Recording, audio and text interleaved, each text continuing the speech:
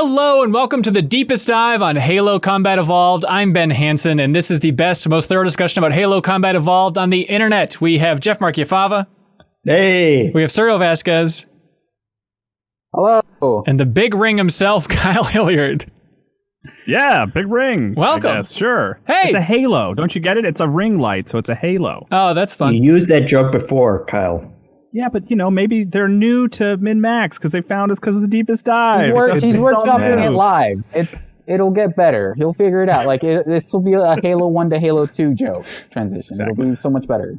This is fun. It's nice that MinnMax is growing to the point that now we can say, hey, this is like the original crew on this deepest dive. We did Chrono Trigger, we did Outer Worlds, and now we're back together again for Halo Combat Evolved in honor of Halo Infinite. And then Halo Infinite was delayed, but we're sticking to it, damn it. We're not delaying this sucker. It's full circle, Hanson. Like it came back around. It is. The Halo is a full circle, yeah. That's perfect. Like a circle. Oh, boy. Like a what? What we're doing here, ladies and gentlemen, is we're talking about Halo Combat Evolved with the community in a very in-depth discussion. I'd say it's the best, most thorough discussion about Halo Combat Evolved on the internet. And this is going to be covering like the first half of the game. So the first 5 missions. So from the start of the game, this is 2001's Halo, by the way, going through Assault on the Control Room. We won't be spoiling anything beyond that. So we made a post on our Patreon page, patreon.com/MinnMax2N, saying, hey, play along with us if you'd like. Leave a comment of what you think about those first 5 missions. We had a bunch of people submit great comments and great wisdom, and then we've boiled that down, and then that is going to be this discussion. So if you're wondering where these comments are coming from that we're reading, they were pulled from our Patreon page. If you support us at any tier, you can also leave a comment. If you are listening to this or watching this and saying, these people don't know anything about Halo, you can correct that by submitting a comment for the next discussion, which is next week, where we're covering the second half of Halo 1's campaign. So please write in, fill in the gaps that we miss in this discussion. We'd appreciate it. And if you want to unlock the podcast version of this discussion, if you don't want to watch it on YouTube, you can unlock the podcast version of this discussion. Also, all the audio podcasts for our interviews, early access to the MinnMax show, a lot of exclusive stuff if you support us at that $5 tier on Patreon. Also, previous deepest dives on Final Fantasy 7 Remake, Last of Us Part 2, future deepest dives on whatever we're covering in the future. We still have to figure it out, but it'll be fun, dang it. All right. Time for my favorite thing with the deepest dive. Most common comment. What do y'all think is the most common comment that people submitted on Patreon? I had troubleshooting issues getting it to run. Troubleshooting issues. Does anybody have one that can top it? I would think maybe like touching on the physics of combat, like the way characters explode and move. Oh, that's interesting. Jeffem? Because that's something that stood out to me better than I remembered, yeah. I would say, to get ahead of ourselves a little bit. I'm going to guess people saying they prefer playing with the original graphics versus the updated one. Very close. Not specifically that, but it was about people talking about swapping between the graphics, because a lot of people are playing the Master Chief Collection, which obviously has the Anniversary Edition, so you can swap back and forth on the fly. I don't think I had anybody write in that said they were playing on the original Xbox. Maybe they were and just didn't include it. But I saw some people in the Discord, which, by the way, this conversation continues on MinnMax's private Discord. If you support us at any tier on Patreon, you get access to that Discord where there's a whole channel for talking about the deepest dive in there if you want to talk even more about it. But yes, a lot of people talking about the differences, what they notice, how they can't stop swapping, stuff like that. And then a close runner-up is talking about the pistol. Even in the campaign, people are gaga over the Magnum pistol. So there's a lot to talk about there. And in general, it was a lot of comments, if I may boil it down, to talking about nostalgia, how much they loved this game when they were young. Not that many comments on specific level design or mission design. We like to get specific with the deepest dive. That's the fun thing, is to really make it specific and focused. Not many comments about like... I think I would know why that might be, Hanson. Yes, Kyle? I definitely have comments on the level design. All right, there is a lot to talk about here. Here's a good, easy layup. Devin Cheek submits a comment on the Patreon. He says, what are your first memories of Halo? For me, I was 13 years old, and my best friend and I were given some lunch money and dropped off at the mall. We decided to skip lunch altogether, pool together our money, and buy Halo instead. My friend is a type 1 diabetic, so this was an actual risk that our adolescent problem-solving skills just swept aside. We learned that night that lunch was worth it. He didn't pass out, and it put us on track for many, many years of good Halo memories. And I'm glad it all worked out in the end. Good story. Yeah. Halo 1 memories. Kyle, do you want to talk about your Halo memories? Yeah, it's funny. I was thinking about it a lot while I was playing, and I was like, where did I first hear about Halo? Because I knew it was good before I'd ever played it or heard it was really good. Yeah. And I was like, was that just like reading magazine reviews or interviews or something? Or was it like, I think EGM, like 1UP, they really liked Halo a lot. And like maybe that's why I heard them talk about it a lot on podcasts maybe. But like that can't be right. Well, not that was podcasts. Pre-podcast. Yeah, Mark McDonald had never spoken into a microphone at that point. Yeah. Yeah, and maybe we'll even talk about it a little bit, but I remember like playing it at a kiosk at like an EGM at a mall. I was like, oh, I've heard so much about Halo. Let me check this out. And it was actually, I remember specifically, it was the assault on Control Room was where someone had left the level. So I remember starting it from that level. And like, because I thought it was cool that you get dropped off the ship like underground. And I was like, oh, this is strange. But immediately turned off by the controls, didn't understand the controls, thought the grunts were just like annoying and like offensive. And I was like, are these supposed to be like threatening aliens? Like, I don't understand. And like put it down. And like, it wasn't until like I sat down and had it at home with like a friend that we played co-op that it really started singing. And like, I was like, okay, now I get it. Now I understand Halo. The but grunts are no longer it did actually leave a bad first impression on me. Yeah. And then it grew to become one of your favorite series.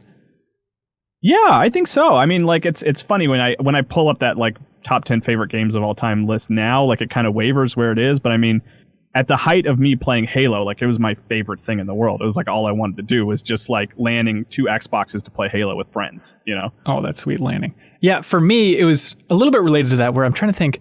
I remember my friend Ben was talking about being over to my friend Brady's house and he's like, oh, we played the new game Halo. He has an Xbox and we were just in cars and we just shot rocket launchers at each other's cars for like 5 hours. It was the most fun I've ever had in my life. And I was like, I don't know what this is. Like, I guess being outside is kind of cool when I'm used to GoldenEye and even Perfect Dark. It has light exterior, levels, but nothing that really embraces being outside in a big way. And then it really wasn't until we had a whole LAN situation and then getting really, really into the multiplayer. So I still have never finished the Halo 1 campaign. This is the furthest I've ever been. I maybe made it 2 or 3 levels in at my farthest before, but I've probably put over 100 hours into Halo 1 multiplayer because then my entire high school, I would have been in 9th grade when it came out. And so my entire high school was just obsessed with Halo 1 multiplayer and it was really intense competitions. And so it's so bizarre playing this game now because there's so many things that I just connect back to the multiplayer of like, getting to the 5th level and then going, oh, this is where the snow assets came from Sidewinder. You're like, oh, okay, I get it. Like when I'm so locked in on the multiplayer assets, it's fun to like, engineer it backwards to be like, oh, this is where that thing came from in the campaign here. So my knowledge is, 19 years old and specifically focused on the multiplayer aspect of Halo. So please, I'm not the world's biggest expert. But of course, being in the game industry, you follow it and you pick up a lot, going on cover story trips to both Bungie and 343 and stuff back when I was at Game Informer. So you can't help but learn a lot along the way. But Jeff, what is your Halo history, sir? Playing it at launch, and it was the first game where it took me a while to actually set up and have surround sound for a game. So I think like that I think it was Silent Cartographer level specifically, trying to set up all these speakers and then just kind of turning the camera around as I was chucking out grenades and listening to them explode all around me, and that just blowing my mind. Wow. And it was because you were an early adopter on Xbox then? Yeah. Okay, did you buy your Xbox for Halo? Huh? Did you buy your Xbox for Halo? I guess kind of. I guess probably. Yeah. I think at that point, I don't know why I had such a blind spot for PlayStation. I was coming off of Nintendo consoles, and then as it was coming up to, do I get, a PS2 or Xbox? It was like, well, the Xbox is the most powerful console now at this point, so that was kind of funneling me in that direction. But Halo was certainly the biggest game for it. I wasn't buying it for Dead or Alive 3. Yeah, Fusion Frenzy is pretty sweet though, man. Yeah. Serial, what is your Halo history? I think for a long time I didn't really play Halo, and Halo was always like the kind of like it was the game on the other side of me and like my overall Nintendo fandom of just like playing. Of like I bought like a strategy guide for Super Smash Bros. Melee and reading it front to back in class, and I was just obsessed with it. And I would want to talk to people about it, and all they would talk about was just Halo instead of just like I would say I want to talk about the fact that I really like to play as Luigi, and they would be like, you haven't been rocket launching in Blood Gulch. We don't care. Like that's all we want to talk about is how fun Halo multiplayer is. Yeah, but you haven't seen Poke Floats, bro. I mean, it's really going to change your mind. Yeah. You think Hang 'em High is cool? Check out these floats. If you land the uppercut in the right spot, it lights them on fire. That's the coolest thing I've ever seen. And then even like in Halo 2, I remember that was like the first game that like I'd heard people outside of like even my immediate family being like, I cannot wait for Halo 2. That is like the first big game that people around me were anticipating. And not just like, oh, it's out. Like you can go play. Like this game is just out, right? Like that was like the first big game that I remember having like a preview cycle of just like people cannot wait for Halo 2. Right. And it wasn't really until like Halo 3 that I actually got into Halo. But I played like at other people's houses. I would play like a bunch of Halo. Like that was what we did. Is just like have like LAN parties and overnights and like just play nothing but Halo. And I had no idea what like the story of Halo even was outside of what people mentioned about, you know, the plot to me.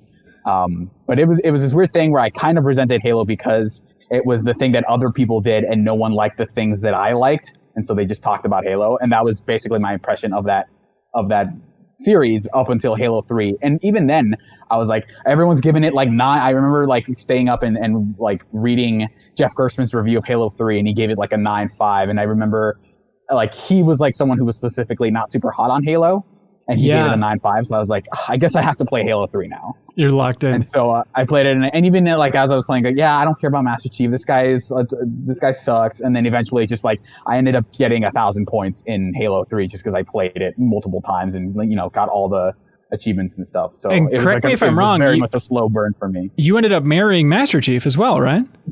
That's right. He's my husband now. Wow, that's cool, man. Congratulations. Yeah. So, just for lay of the land. Did you go back and play Halo 1 and 2?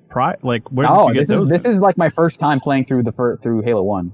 Oh. That's awesome. That's cool. And okay, I've never finished it. Jeffem, you have finished it, but it was a long time ago? Yeah. How much do you remember?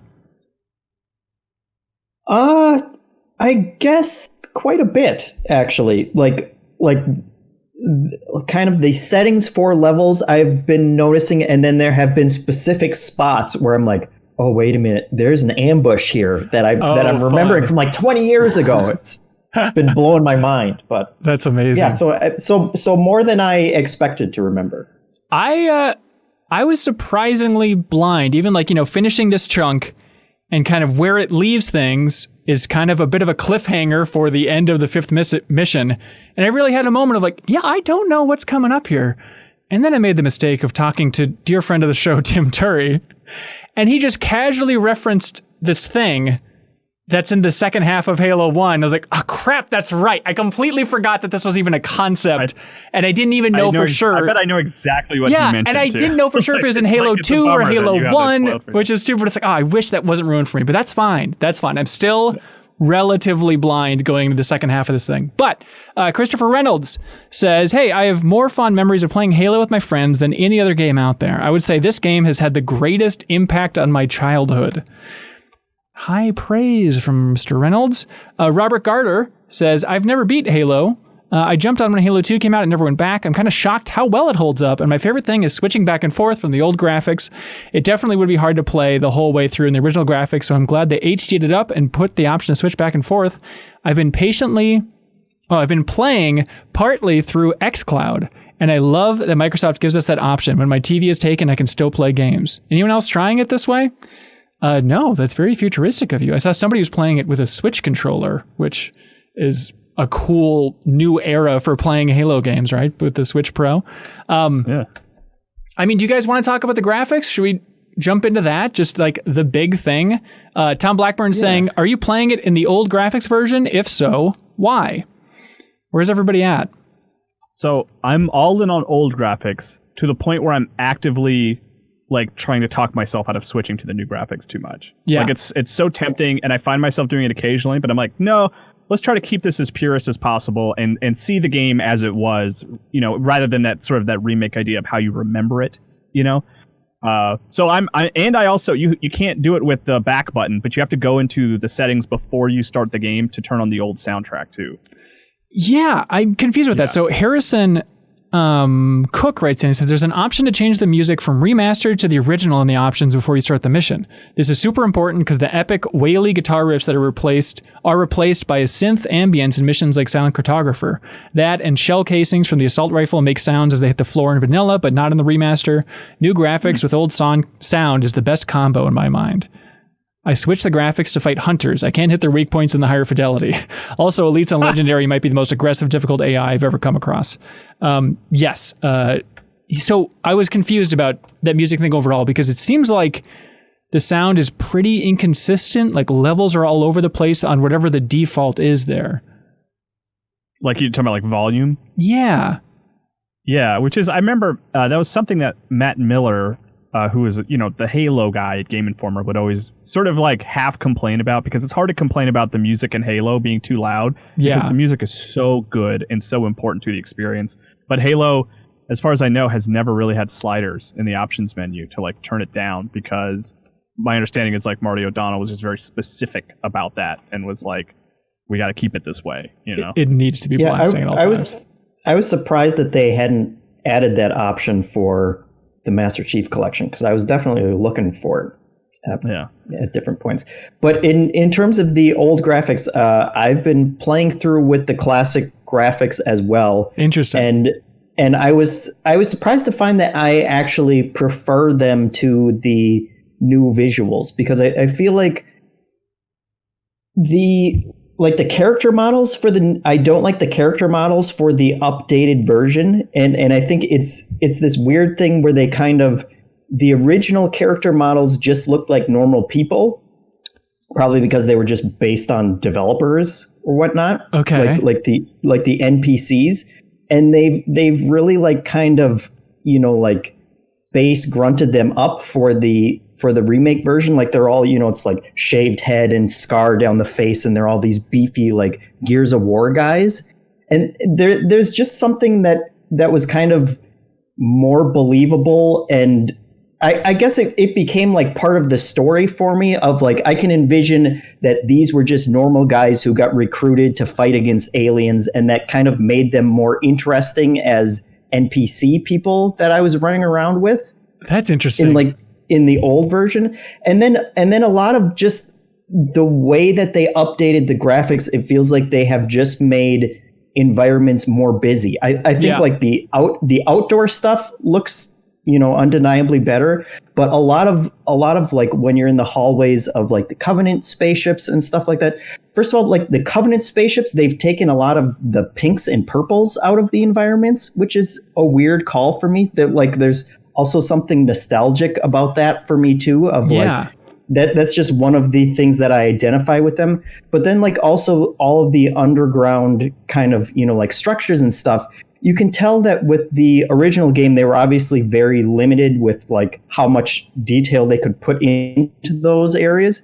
But you could tell that the designers were looking at it and designing stuff that they could even then look at and say, okay, this looks visually interesting. And this looks like a good, you know, like a good and interesting area to run around. And I feel like with the remake, it's just like, yeah, let's put grading over everything. Let's make it look, you know, a little more space agey. And it just kind of lost some of the flavor and some of the nostalgia for me. I'm with you. The nostalgia thing is huge, where, yeah, I'm probably 60 to 70% in the original graphics, where I'm still curious. I still swap back and forth. Sometimes I prefer the old, sometimes I prefer the new. But a lot of it is, like you mentioned, like interiors specifically, and especially being a multiplayer guy, like I'm nostalgic for those old assets in particular, right? I'm like, oh, I like seeing those weird clunky gray structures even. Like I want to be in that old mold. Yeah, it's just like a little bit of beveling on the walls, but they kind of make structures out of it. And it's so simple, but it's also very clean. And it's also really easy to, you know, see where you're going and see where enemies are and stuff like that. So yeah, and there's situations too where playing in the old mode where it's like, oh, we can talk about level design a little bit later, but it's like I noticed that there's basically glowing arrows on the ground trying to guide you for where you should be going. It's like, oh, and Perfect Dark Zero got crap years later for having glowing arrows on the ground, but then even in the updated version... Halos are integrated into the environment. Perfect Darks would pop up. Oh, really? I've never played. That's true. I don't know. Did you guys end up reading that history of Halo story? Like, there's this huge oral history of Halo on Vice, and they talked about those arrows specifically as being something. There was one tester who would get lost constantly in the levels. Yeah, I think. Well, they call out a specific tester. I don't know if it was multiple people. We're calling you out, Billy. One tester who would always get lost, and so I think they added the arrows for him, or he added those arrows. Oh, interesting. And then they eventually stuck around. Bless that person, because I get so lost in that game so much. Yeah, it was weird reading that history too, because like a lot of games from that era, there was a lot of things that we now see as oh, this is ubiquitous. This is so just a monument of this game. Yeah. Obviously this had to be there from the beginning, and even then it's just no, it's just this was the result of this one-off thing that just ended up happening, right? And even on the graphic stuff, I've been going mostly classic, but switching to the new graphics every once in a while, but mostly sticking with the classic, mostly because it feels like it's a 3D version of the same problem that Street Fighter 2 HD Remix had, where the way those animations map to more high-res versions of those sprites, it makes it feel off. So you expect if the drawing looks that good, you expect it to move more fluidly than it does. Right. And kind of a same version of that going on here, where if I look at graphics that good, I expect something more of a sophisticated reload animation, or something that looks less kind of from 2001 when it comes to the animation. So it feels weird. It does feel like a skin grafted onto those same models, which is essentially what they did. This is literally what they did. Yeah.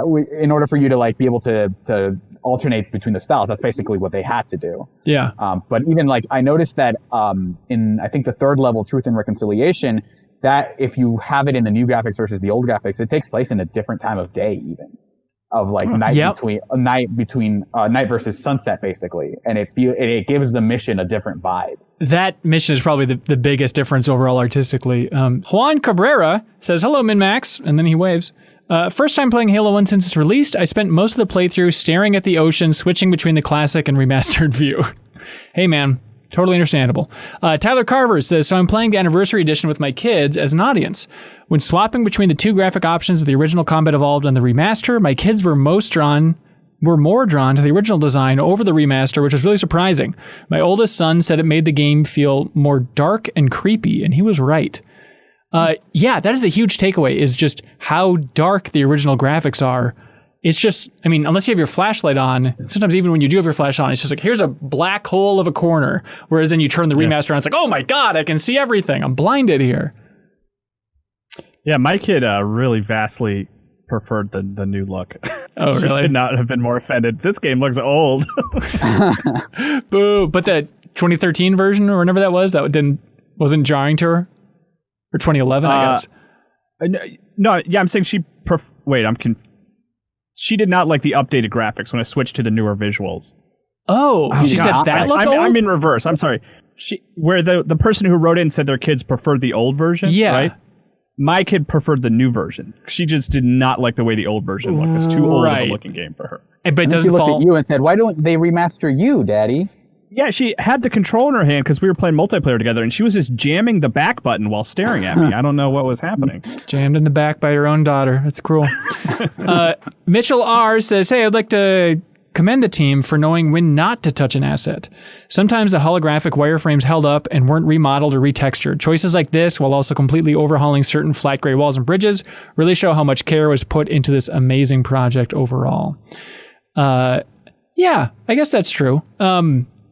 It's still, I love that they have this option in there. I think it's fascinating just to, on an art level, to go up to different objects and just see, what are they going to do to this one? It's like, okay, I disagree with some of these choices. I agree with other choices, but, it's a good game dev lesson. I mean, I feel like maybe we're being a little negative on the new look, but I would like absolutely take this over a complete 100% remake of Halo 1, I think, where they just like take Halo Reach mechanics and sort of like retrofit them into and just start from scratch. I would much rather have the sort of the nostalgic trip of being able to kind of go back and forth. Like I would much rather have that version of a remake, Yeah, absolutely. Sam Marsden writes in, he says, I'd forgotten this game was only 2-player co-op. I got 2 of my buddies together to crank through the campaign only to be sorely disappointed. Yeah, that's a tough one. Rob Hudak, aka Rook, says, Nick from Atlanta and I are running through the game on Legendary with Grunt Birthday Party, Grunt Funeral, and Pinata Skulls on, and it's an absolute blast. Sometimes quite literally. So the funeral one causes grunts to explode upon death, which has led to hilarious deaths of enemy groups as well as backfired on us a few times and made them far more menacing during firefights. We're laughing probably every 10 to 15 minutes at the absurdities transpiring in our wake, and we look forward to beating our heads against the library. Oh yeah, the library is something people talk about a lot. I have that to look forward to, eh? Yep. But didn't sure do. Okay, that's the second half. We'll talk about that next week. Aesir Lord Thor writes in, very generous of a god to write in, saying, this is my first time playing any Halo game, and as I don't have an Xbox, I'm playing on a laptop hooked up to a TV using a Nintendo Switch controller. Here he is. Still, I'm having a great experience. About 30 minutes into the game, I put down my controller and said, wait a second. Is Halo actually awesome? To which my friends responded, I don't know, kinda. To be honest, I didn't expect to enjoy Halo as much. I assumed it would be a mediocre FPS that people mainly enjoy because of nostalgia, but it has incredible art direction, smooth and creative animations, and a great sense of speed and fluidity, and I think that I get it. Andrew Burns writes in with a thought that this game feels relatively timeless. I only played it for the first time in 2017, so I can't help but imagine how magical it must have been to people back in 2001. The scale of some of the environments and battles is impressive, and the way the music accentuates big moments is really spectacular. And while the level design and gameplay is definitely repetitive, I think they nailed making that repetitive action consistently engaging and fun, something all great games should accomplish. I feel similarly. Like, I'm having a better time with it than I expected to. Like, there have been a lot of, like, moments of it, like, have been like, wow, that was, like, super awesome, and I haven't had that sort of experience in a Halo game in a long time, And you think it's just 100% nostalgia, though? No, I don't. I think it's like, it's what I talked about earlier. It's just like the simplicity of the sort of encounters with enemies and the way physics work make it remain really fun and explosive. And even just the when you die, the way Master Chief just always gets flung off into the distance. And you don't, and it does not ask you if you want to restart. It just drops you right back into the action, right. Which is a deliberate design choice and always has been for Halo. Like, it keeps the pace going. Like, I don't think it's purely nostalgia. There's been a lot of moments where I'm like, this feels like fun, even in a modern context. So in general, more fun than you were expecting? Yeah, for me, yeah. Yeah, I'm kind of in a similar arena as you, where I'm amazed that it has more of like a sense of adventure than I was expecting. You think Halo at this point, then you realize, yeah, I've never finished that campaign. I don't know what it's actually like to soak it in. And I tried playing it maybe 4 years ago or 3 years ago, co-op with best friend Ronnie from the Final Fantasy VII Remake Deepest Dive, and we made it a couple missions in. But even doing it co-op, while I think it'd be fun, I think it removes some of that atmosphere. And that's mainly what I'm sinking my teeth into this time around. I was thinking while playing this, like, how many launch games have nailed a sense of atmosphere and tone as well as this? It's just so unbelievable that out of the gate they were able to hit Princess. Okay, all right, I'll accept that. But I mean, to call it launches. I mean, it's a very different tone and atmosphere, but it's not easy though. It is certainly not easy. Yeah, but I've been enjoying it more than I thought. It's been a good time. Definitely a lot of, okay, so I just keep killing these guys now where am I supposed to be going next? I guess I'll drive around in a circle for a little bit. Okay, I guess there's a guy over there. I'll just head in that direction and hope that it triggers the next thing. It's so much more kind of barren and lonely than I was expecting. And I don't know if that just is a result of its RTS roots, so therefore larger environments, or what could account for just, the scale of this thing. It feels bigger than it needs to be, but I think that adds to a unique kind of soft, wandering exploration vibe out of the gate here. I think for me, it's because so much of what I've heard about Halo is how much people really like the lore.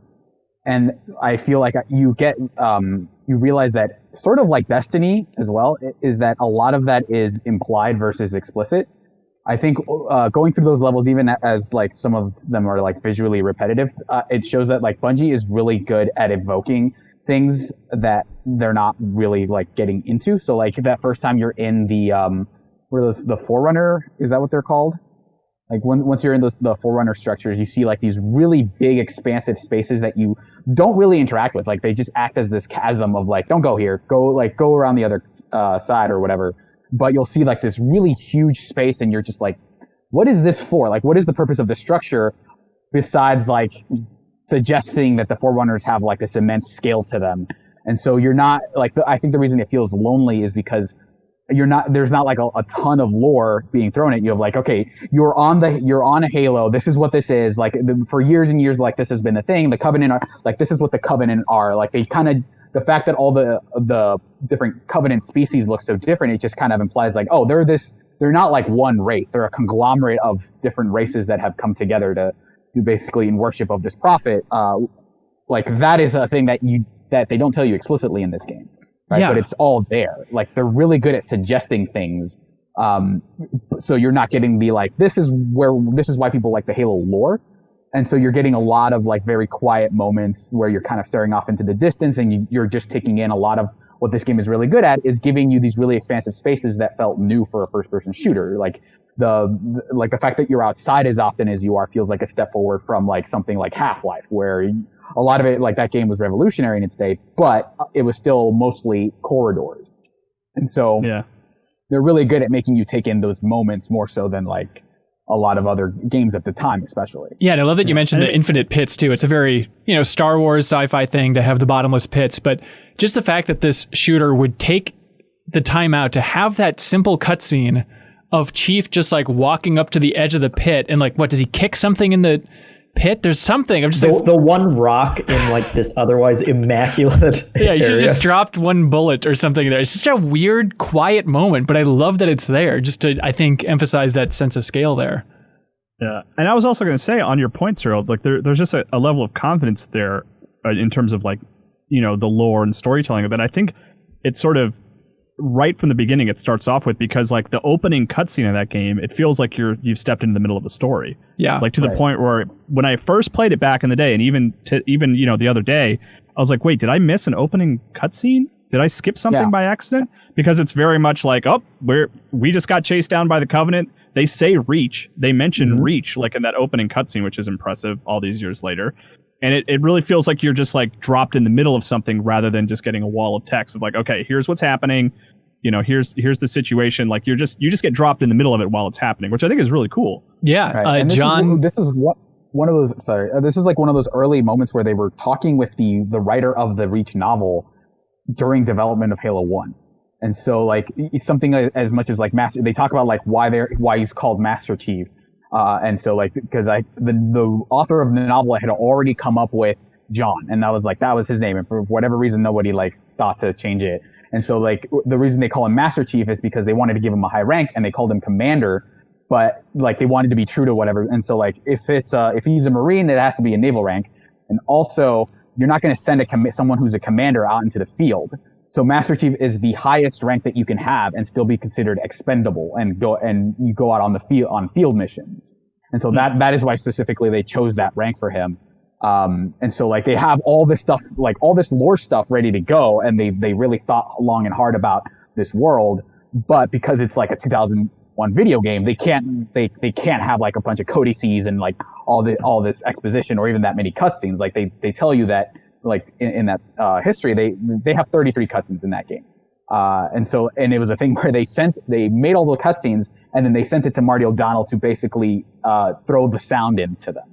And so it was this weird hodgepodge of like, here's how we're going to make this, but they have all this stuff ready to go ahead of time. And so it feels like a really well thought out world, even if the game itself does not explore that stuff really explicitly.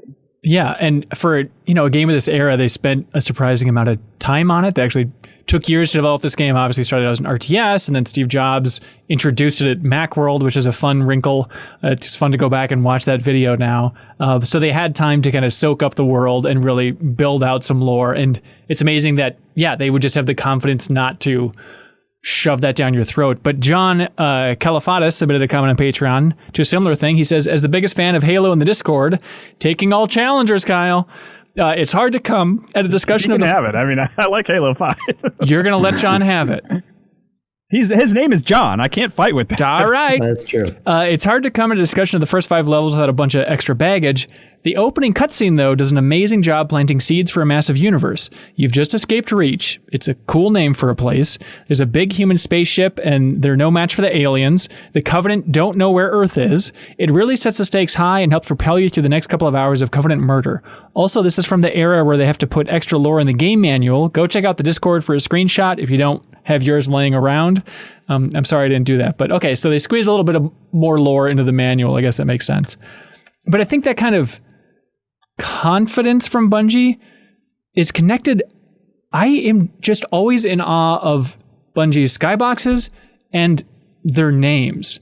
Like, their naming conventions are always just so confident and simple. They're the Hemingway of video game studios when it comes to naming things. Just, this is just the Banshee. This is the Ghost. Even going to Halo 3 where it gets ridiculous, so like, this is the man cannon. Just like being very clear with these names that are just, Halo, Destiny. They really pop, and I think it's really beautiful. Yeah, I mean, some of that, but then also there are the absurd ones that you would never guess. Like you don't name a ship the Pillar of Autumn, and an alien isn't going to name their spaceship Truth and Reconciliation. I love Truth and Reconciliation. That's amazing too.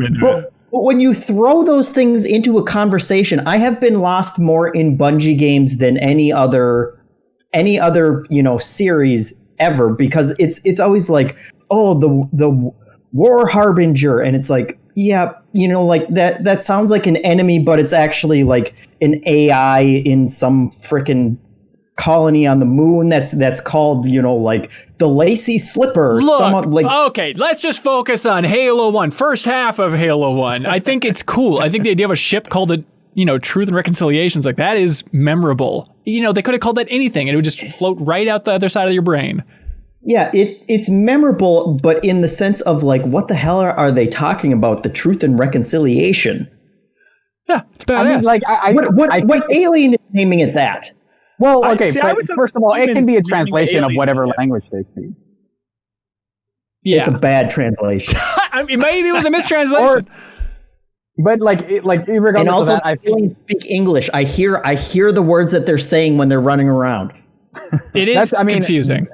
So that stuff, I think that's the language barrier. I think is noted, but I think that you look at something like the Pillar of Autumn, and even just the level names. I think there's maybe only of the 5 levels we've covered, the names are Pillar of Autumn, good name.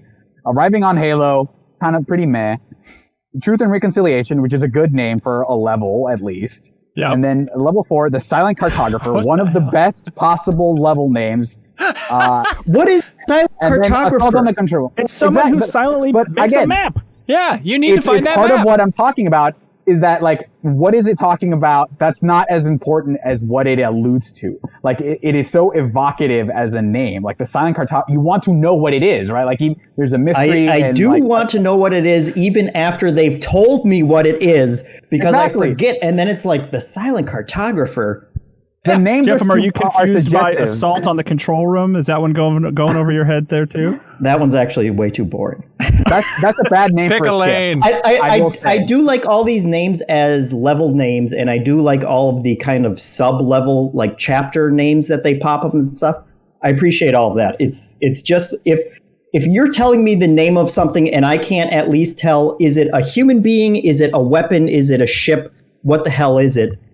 Then I think that is to the detriment of the storytelling a lot of times. So you're saying specifically because they don't give you like these codexes and everything's just casually mentioned in a conversation, and you have to wait like until the next chapter for them to be like, I gotta say, Jeff, that's what that thing was. I'm a very dumb guy. I have not been confused so far, and I'm not a huge Halo guy. Like, it has not been overwhelming in any way. I don't want that lore dump. I don't want that pause of Cortana being like, oh, Master Chief, did you forget about this? Let me explain it to you real quick. Like, yeah. I don't really want that. I don't want it either. I just want names that I understand when I hear them.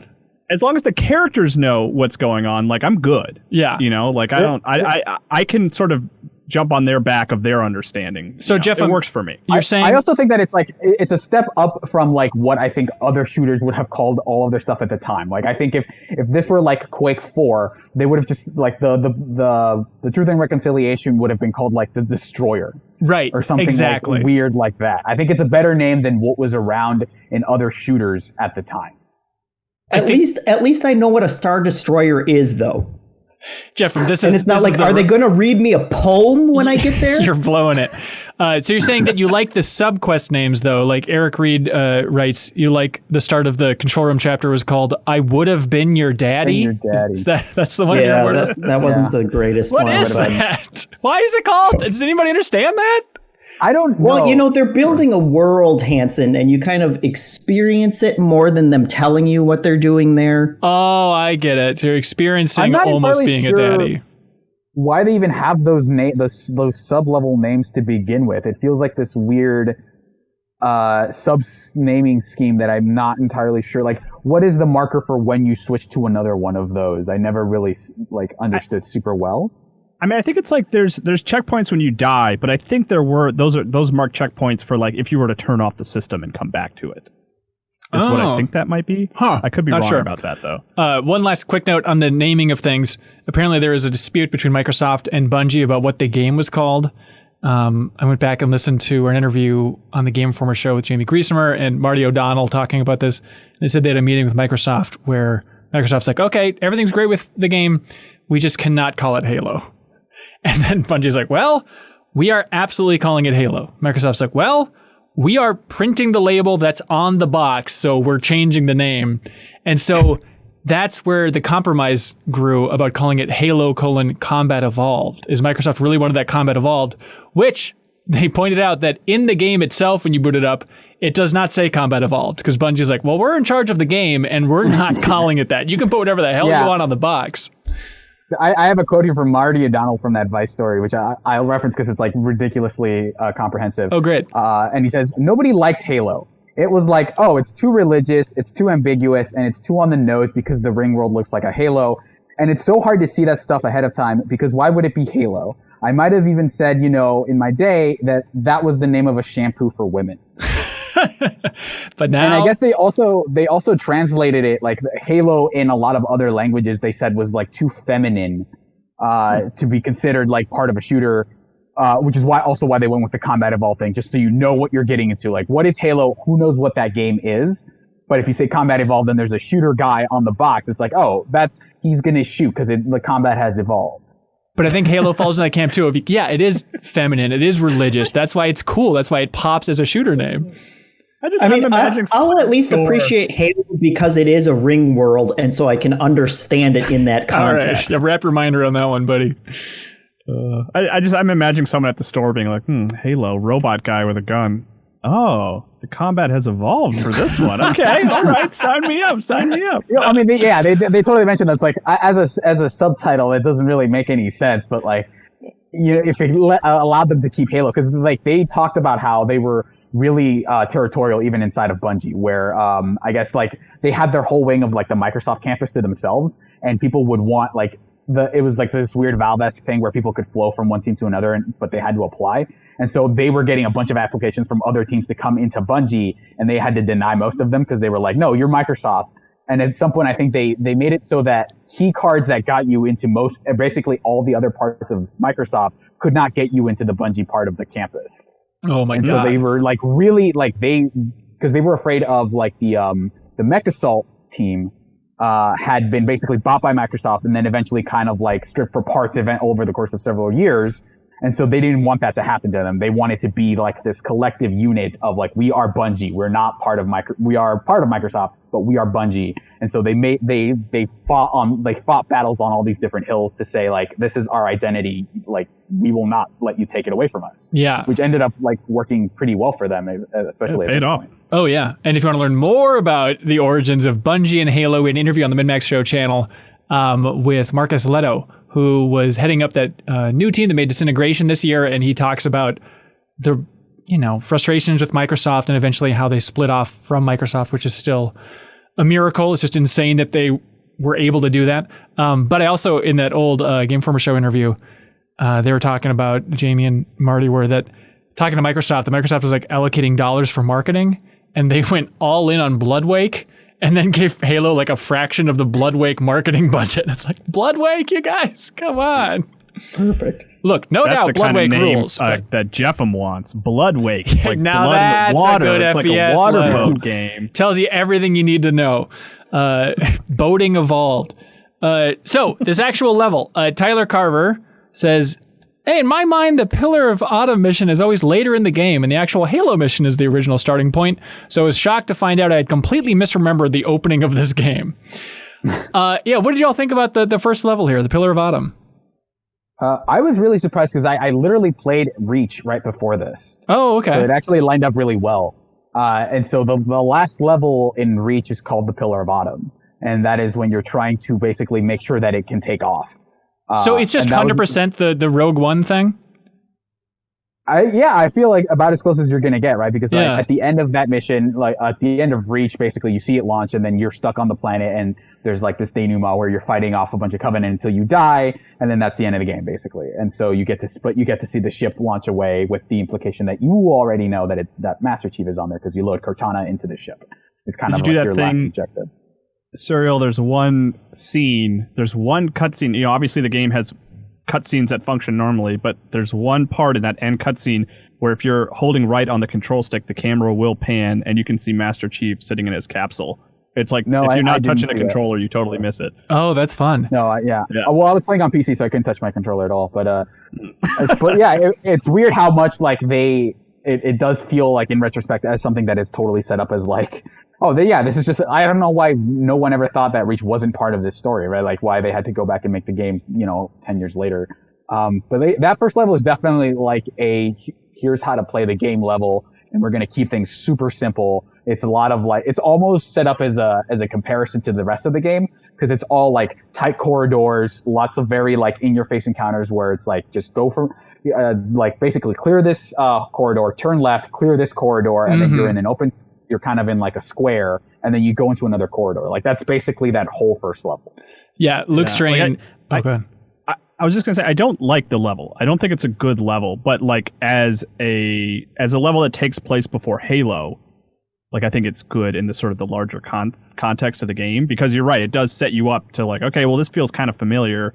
I'm in a lot of hallways, and then it just like, it's like walking into Hyrule Field in Ocarina of Time when you get to that Halo level, So like, I wish it was shorter. I wish it like wasn't as long. Like it can be a functional tutorial level, probably at about half the length, I feel like. Almost. Yeah. But I did like one thing I did like was like how the Covenant ship's attached, and you could actually like go into the Covenant ship to see like what it looked like and how different it was from the human ship. Like that was cool. That's like another good example of like, lore and storytelling without really being too explicit about it. Like you don't even have to walk in there. You can totally bypass it, But I thought that was kind of a cool element of that level. Yeah. I also like the way that they introduced the Covenant in the early sections, where they had kind of like the Jaws like introduction of like every time you're just coming up to a wall, you're hearing shooting, human beings are dying, and then you're just getting glimpses as the doors close on like these aliens.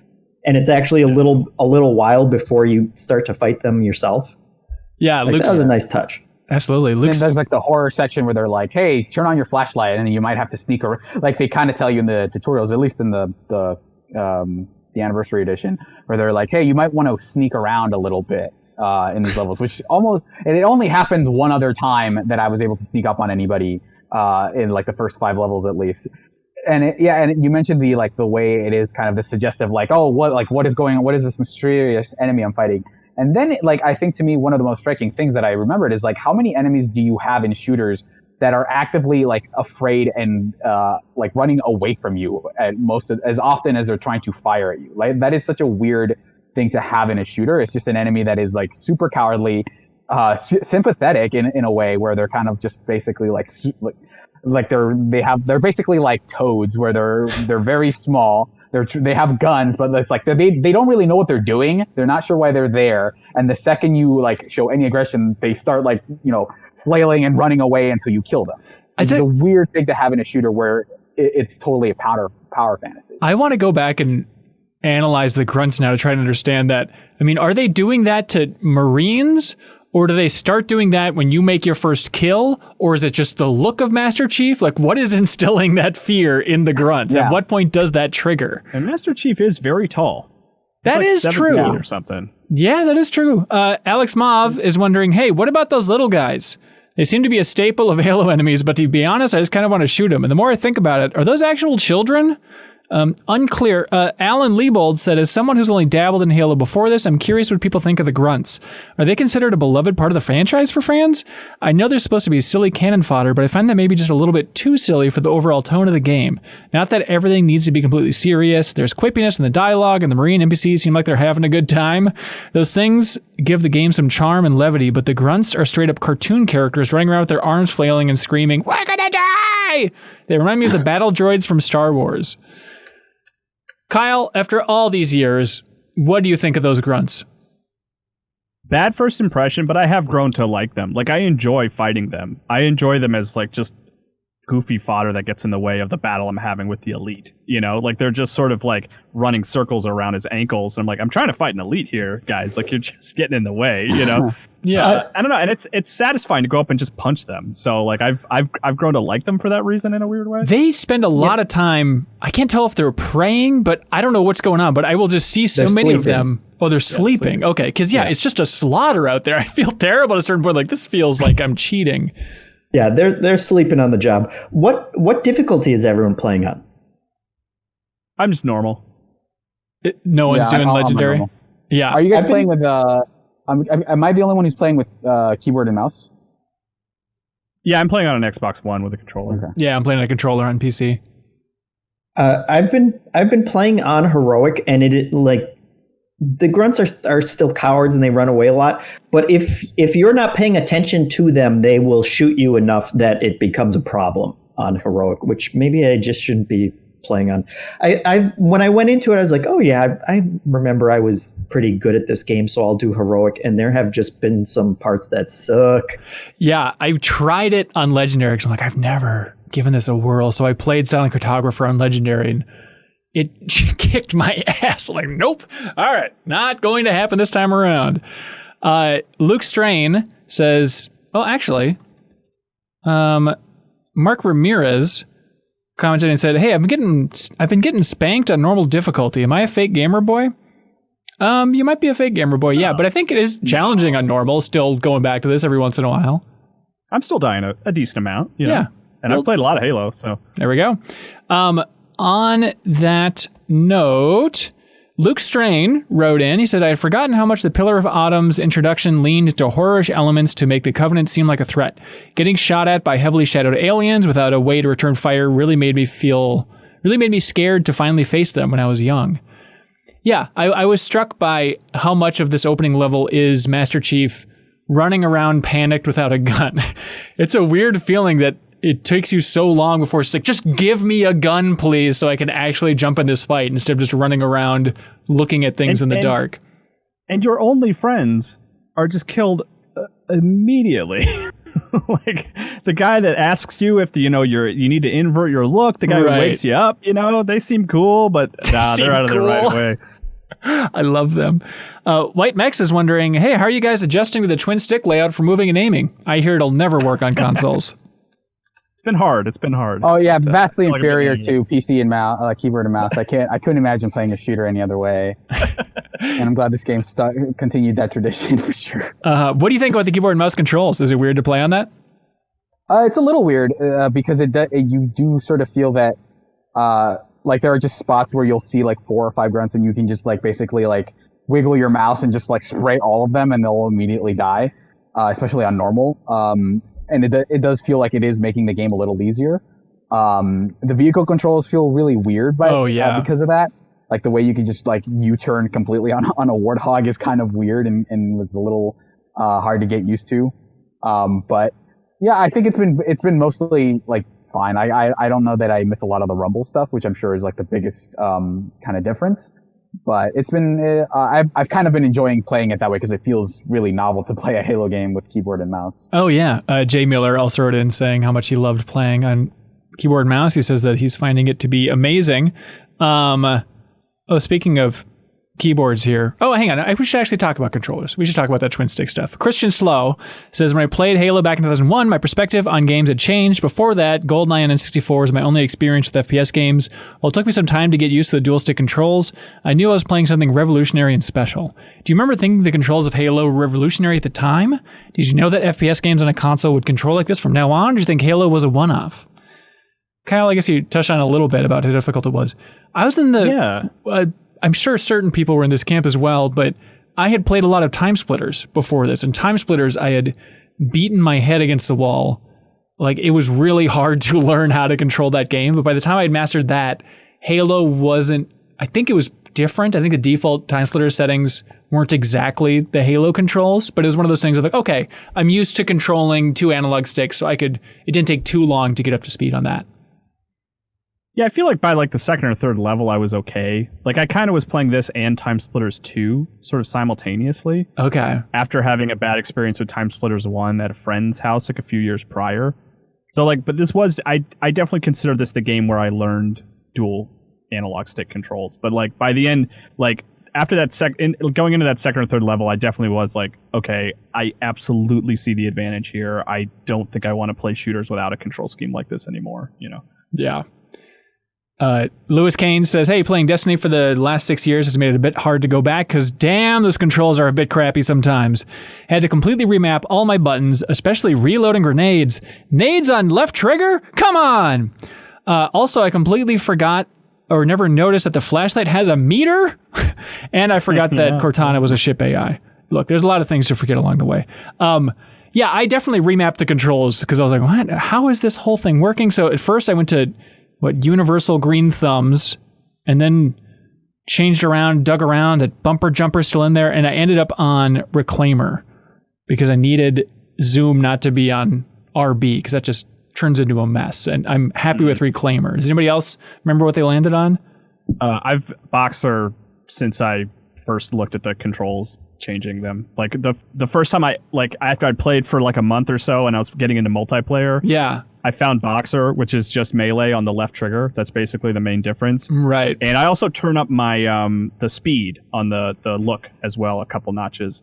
And that's been like every Halo when I started up, I switch over to Boxer. I just really like having the melee on the left trigger. Do you remember those LAN days where it's just every time you pick up a controller, like, okay, what's this one set to? Can I dig through the settings? Yep. Oh, that's like half the Halo 1 multiplayer experience. It was like, just go already. Stop worrying about the controls. And then the countdown, everyone would always restart it until it was like an hour until I finally played a match. So frustrating.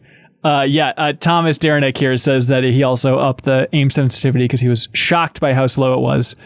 Sutton on PC. I don't know what you guys are talking about. You press Q for grenades. You press the mouse button for melees. It's spacebar for jump. It's really easy.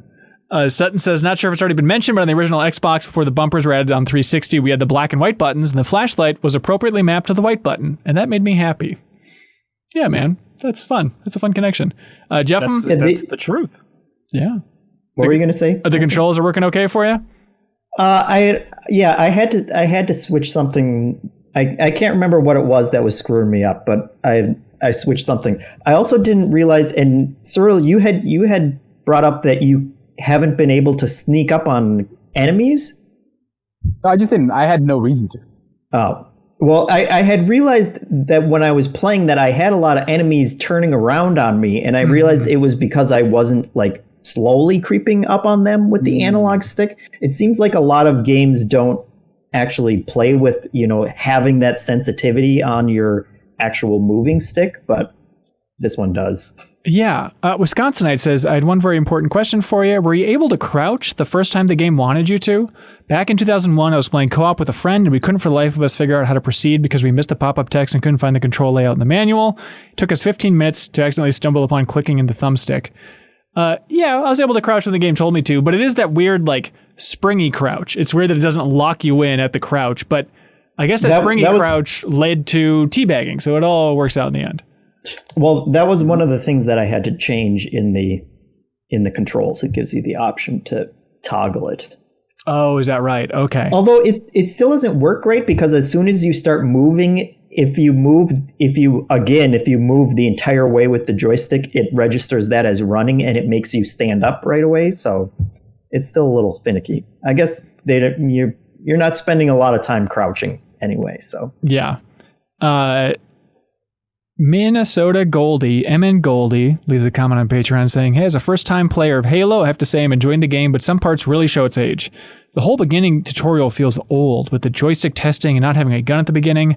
I hate the original controls. Thankfully, those can be changed. Call of Duty has trained me to like those controls. Yeah, of course. God, what is it?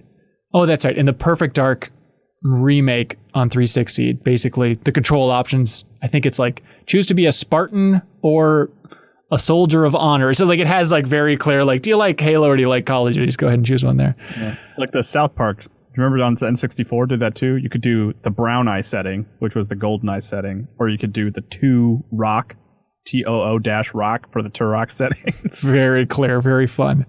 Here's a dumb question. At what point, this is a Halo pop quiz, people in the comments will get it probably.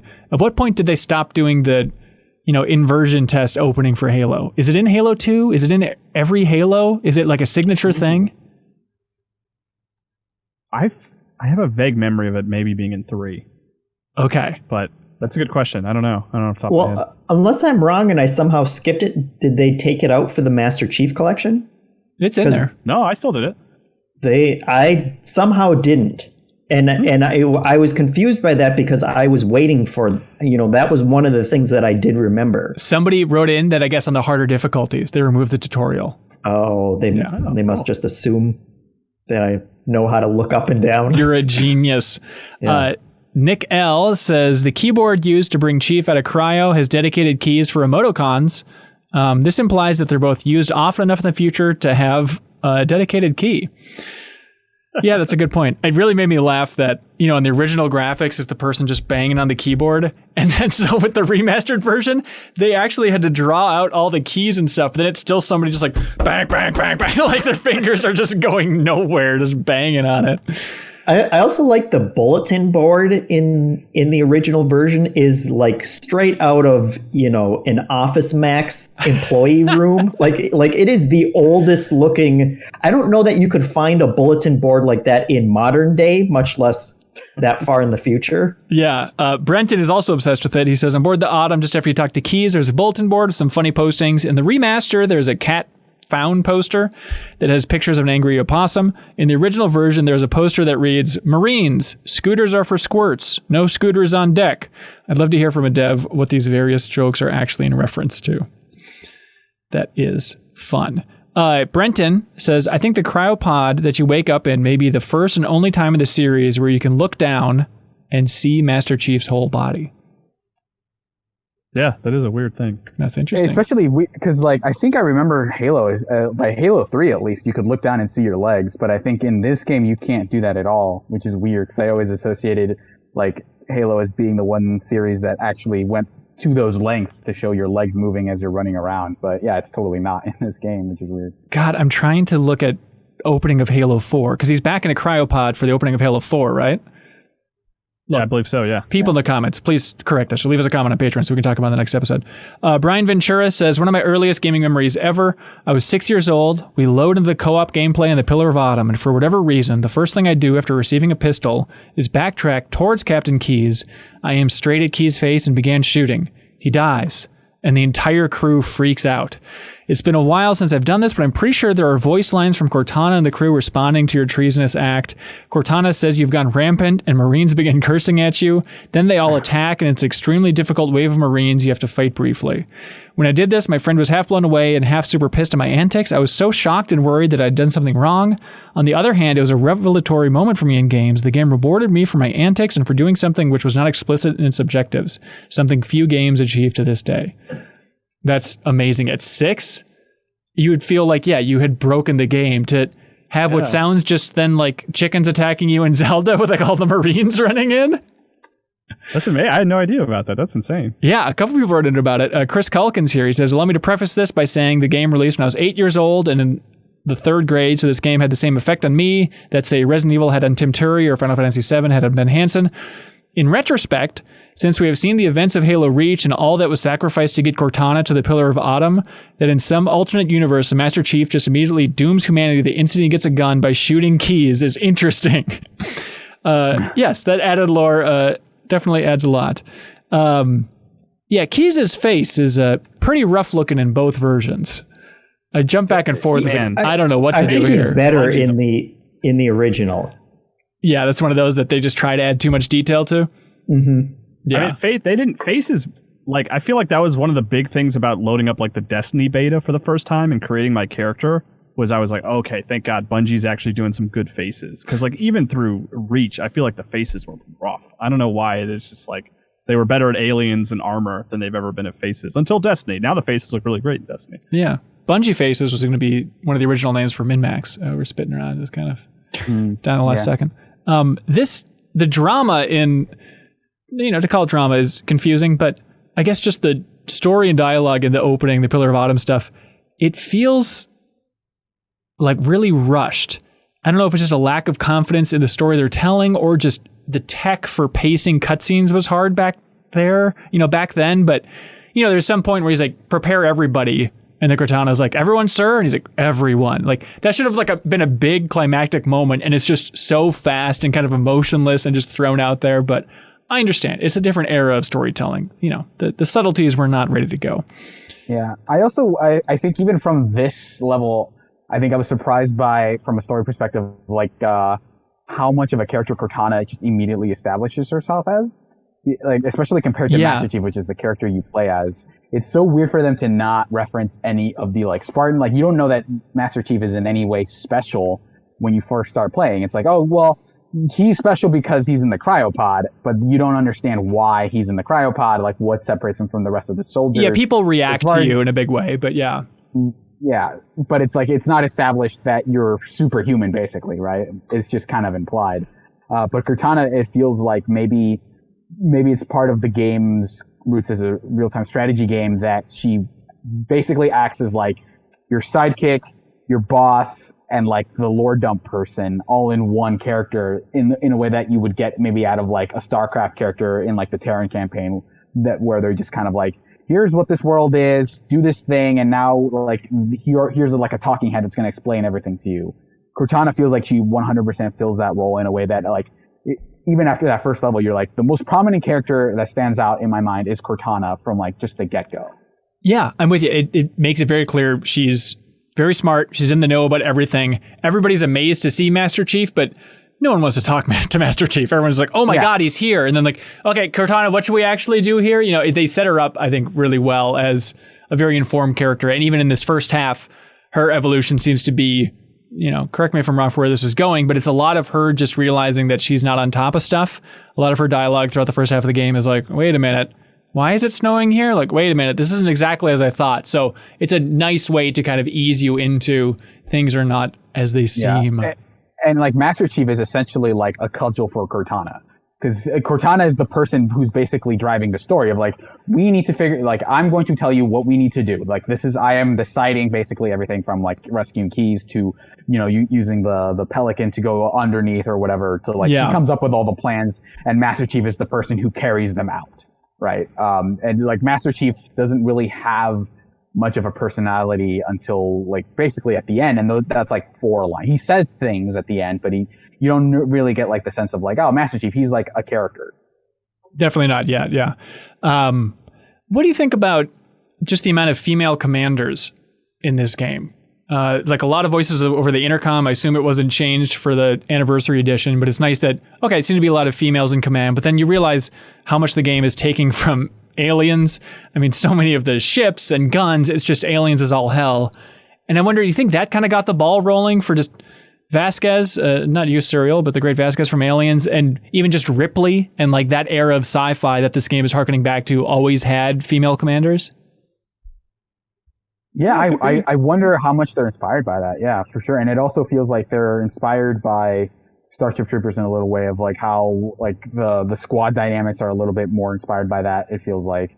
But there's definitely a lot of aliens like, very cocky like commanders kind of going in and not really knowing what they're expecting or like what to expect. But I wonder if that's just like, this is just how they do things, right? Like if they're riffing on these movies, then you kind of have to have these characters. Yeah. By the way, how often do people bring up Vasquez from Aliens to you because it's your last name? This might be the first time. What? That I'm aware of. Really? Not a lot of people talking to me about aliens specifically. What is this country coming to? Brenton says, the tutorial is surprisingly smart for a game from this era, showing you how the shield works outside of combat and giving an in-universe explanation for why there is one. Another is how they introduce the radar. You can't have it at all until you're in the vents, and Cortana tells you to find an exit without Covenant on the other side. You then have to bash the exit. It tells you how, and that melee from behind will instant kill enemies. Conveniently, there's a grunt with his back turned around the corner. Teaching you about 2 pillars of the game in about 20 seconds is not bad. Yeah, and then also a nice Aliens reference with being in the vents and then having the radar there as well. Good point there, Brenton. Flaming Queso writes in, thank you for your support on Patreon, Flaming Queso. What set Halo Combat apart from other games back in 2001? I know. It was the satisfying, crunchy, well-integrated, designated melee attack button. The quick response of a button press mixed with how well it was designed as a key aspect of the combat, along with the satisfying noise it makes when you hit an enemy, was the true evolution in this combat. The first time you use melee on an enemy with their back turned in the Pillar of Autumn, it immediately shows you that this game is different and that it's going to be a good time. Can you name another game around 2001 that had a designated melee attack button similar to Halo? I don't remember if GoldenEye had it, but yeah, otherwise I think it's like even in Half-Life, you have to switch to the crowbar to attack with it. That's the big thing for me, like jumping on that point is like dedicated button for punching and dedicated grenade button. Like those, not having to switch to a grenade and not having to switch to a melee weapon, like, and being able to combine those 3 things, grenade, shooting, and melee at any time, like, that was the big evolution. Like, that, to this day, I still, when I play games, like, I think Gears of War, you have to equip your grenade to throw it. It feels wrong to me. Like, it doesn't feel right, you know? Yeah. And that's definitely, like, a compromise that they had to do because of the controller. Like, they had to map the whole thing onto a controller. But I remember when I was playing Halo 2 for the first time, and people were telling me, like, the flow of this combat is you shoot it, like even multiplayer, like you shoot at somebody until you get close enough to melee them. That is the rhythm of this combat, is you basically use like your gun to wear them down until you can melee them. And that was like an integral part of how you played multiplayer. And so I'm basically following that script in the single player campaign. And it's so like, it's a cool differentiator for Halo to say like the melee attack is not just like the thing you do when you have nothing else left. It is like part and parcel with how we want to approach the loop of combat. Yeah. Ben Fitter, we've touched on it a little bit, but just to get out of the way here, he says, this game is amazing, but I think it's even more amazing in the context of other shooters of its time. Doom, Quake, GoldenEye, etc. are all based around narrow hallways with rooms of enemies. The first level makes it seem like this will be a similar experience, only to throw it out the window with the wide open scenic environments of the second mission. The environmental design really sets Halo apart. Yeah, I mean, that's the thing I kept thinking about while playing this was, this is 1 year after Perfect Dark. It's just a mind-boggling leap here. And I love Perfect Dark, but realistically, what we're talking about. Yeah, I never thought of it in that context, but yeah, that's incredible. Yeah, technologically, this game is like super impressive for the time. Because even something like, to go back to the melee stuff, like the fact that every weapon has a unique melee animation, like the bunch of the rifle, and then you have like the thing where you flip the pistol, or the thing where you like punch somebody with the needler and then kind of socket, like basically have to rehold it. That's stuff we don't see in games now, even, is like those kind of idiosyncratic animations for individual weapons.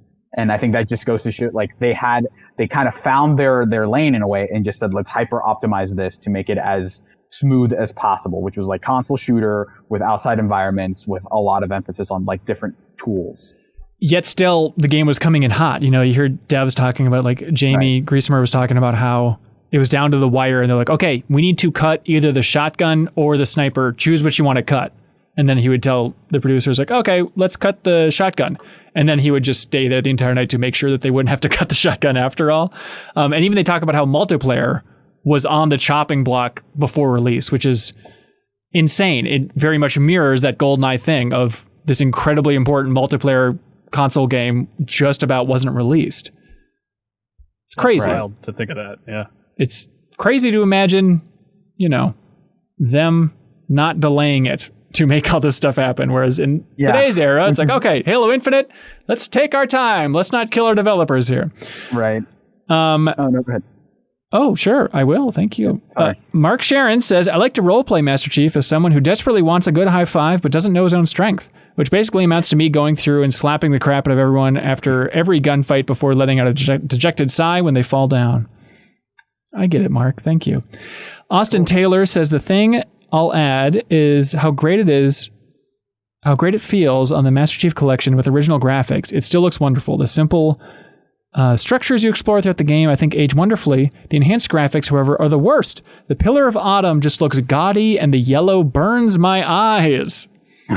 Yeah, and the other thing that I didn't say because I talked so long about the graphics is, like, the update of the Pillar of Autumn also made it look much more kind of space agey, futuristic. Whereas there was kind of like a retro futuristic Battlestar Galactica-esque aesthetic to the old ship, where it looked like it was kind of older technology, and that also, I think, kind of added to the realism for me, where it felt like, I can see this being an actual, you know, human military ship, and then juxtaposing that to the much more futuristic tech of the aliens, whereas the gulf there has kind of been diminished in the remake. Yeah. So the Pillar of Autumn mission ends with the ship being in trouble. They realize that they cannot capture Cortana, or else the Covenant will find out where Earth is. Which seems like they should have more defense protocols for just all of their information being in Cortana's head. They're like, oh crap, if anybody grabs this, then game over. We can't even put a password on it, apparently. So then they eject you down to the big Halo ring. Cortana says, yank me. And then Master Chief says, punch it. And that kicks off the entire adventure here. He has an awkward pipe sticking out of his mouth that's just kind of jammed into the texture. Kind of. Wait, really? Yeah. During the punch it scene? There's a very fun montage on YouTube of every big movie where a character says punch it. And I wonder how much of it comes from Star Wars. You know, you always think of Star Wars, and now it's just all these movies going for it, or are more people saying punch it in the real world than I ever could have imagined. But when you see it in this montage, Star Wars, like 100%, right? But it's everything. It's like Fast and Furious. Everybody's yelling punch it. But I guess how many things can you yell when you're in a car and want it to go faster? Hey, go fast now. Please, right now. Too furious for me. It makes me laugh. I remember I was listening to this very nerdy Star Wars podcast, and they were analyzing and dissecting the Solo trailer. And there's a minute, I think it's in the first big Solo trailer, but there's a scene where Han Solo's in the cockpit and they thrust it. And they just said, like, oh, then Han Solo says punch it in the scene. That's kind of fun. And then like, wait, no, actually he doesn't. In Solo, he says push it. Which is so weird. I don't know why they did that. I can't imagine it was like the actor messing up. So it's just an evolution of Han Solo's character from saying push it to saying punch it. That's where the character growth is, man. Oh, okay. All of Solo was a first draft. I get it now. Yeah. No, I like that movie. There's a line where Cortana says when she's put into Master Chief's head, your architecture isn't that different from the Autumn's. And then Master Chief says, don't get any funny ideas. So the idea is that Cortana can like control Master Chief, or just can like read everything about him, or what's the implication there without spoiling anything? I mean, I think he's a bit of a cyborg, right? So I think she's just sort of looking at his machinery, you know? Just and sort of he's saying, don't look at me? I think it's just a joke, right? Like, I don't think she's reading his mind. His human brain is not being read by Cortana. I think she's just looking at his cyborg element, and that's just his, his quip is to return that, I think. I see. At least that's how I read it. I see. Just a little quip. So then they're entering the ring's atmosphere, which is one of those things I really had to stop and think about. Like, how does the atmosphere work on a Halo ring? Is it just stopping on the edge? Is it just like a clean dome and that's it? Yeah, if you fly through could you go through the middle without having to put on a spacesuit? No. I assume it's just like the size of like Earth's atmosphere, right? So it wouldn't stop that far above that. Seems like it, yeah. Yeah. I'm sure Halo fans know. Wade Wojcik, if you're watching this, thank you. Please leave a comment with how the atmosphere works on a Halo ring. We appreciate it. Crater writes in and says, the huge world that you get the scope of right from the start of the second mission is really driven home by the vehicles. I played a decent amount of FPS games around this era, particularly love Time Splitters, but nothing gave that feeling of rushing through a huge world like the vehicles in Halo did at the time. It was a huge breakthrough. Also, were you ever truly playing Halo if you weren't trying to cram a Warthog into every corridor possible? Yeah, that's part of the gameplay. I think that's how it works. Required. Yeah, that's what they meant by 30 the seconds physics of fun, the Warthog right? were just like insane to me. Like going over hills and the way it bounces, like it feels like it's on.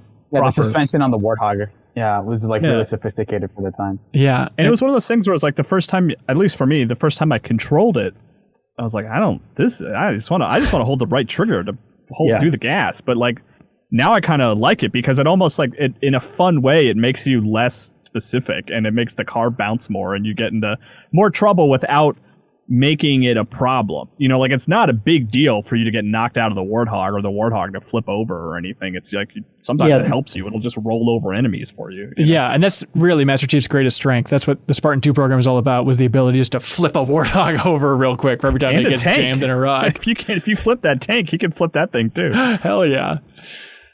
Rory Sublet wrote in saying, the Warthog is iconic, but is it also the best, worst controlled vehicle in games, or is it just the worst? It's like an Octodad situation. I guess, yeah. It definitely took a long time, even though the learning curve for the controls of Halo weren't that bad for me back in the day. I remember every time I got in the Warthog, I was like, I don't know even how people are moving in this thing. I don't understand how you're actually in full control. But now it's kind of just a fun, a fun little hand language for gamers. They're like, oh, we know how to drive a Warthog. It's just quirky and weird, but it likes to fishtail a lot because of that. I mean, yeah, go ahead, Jeff.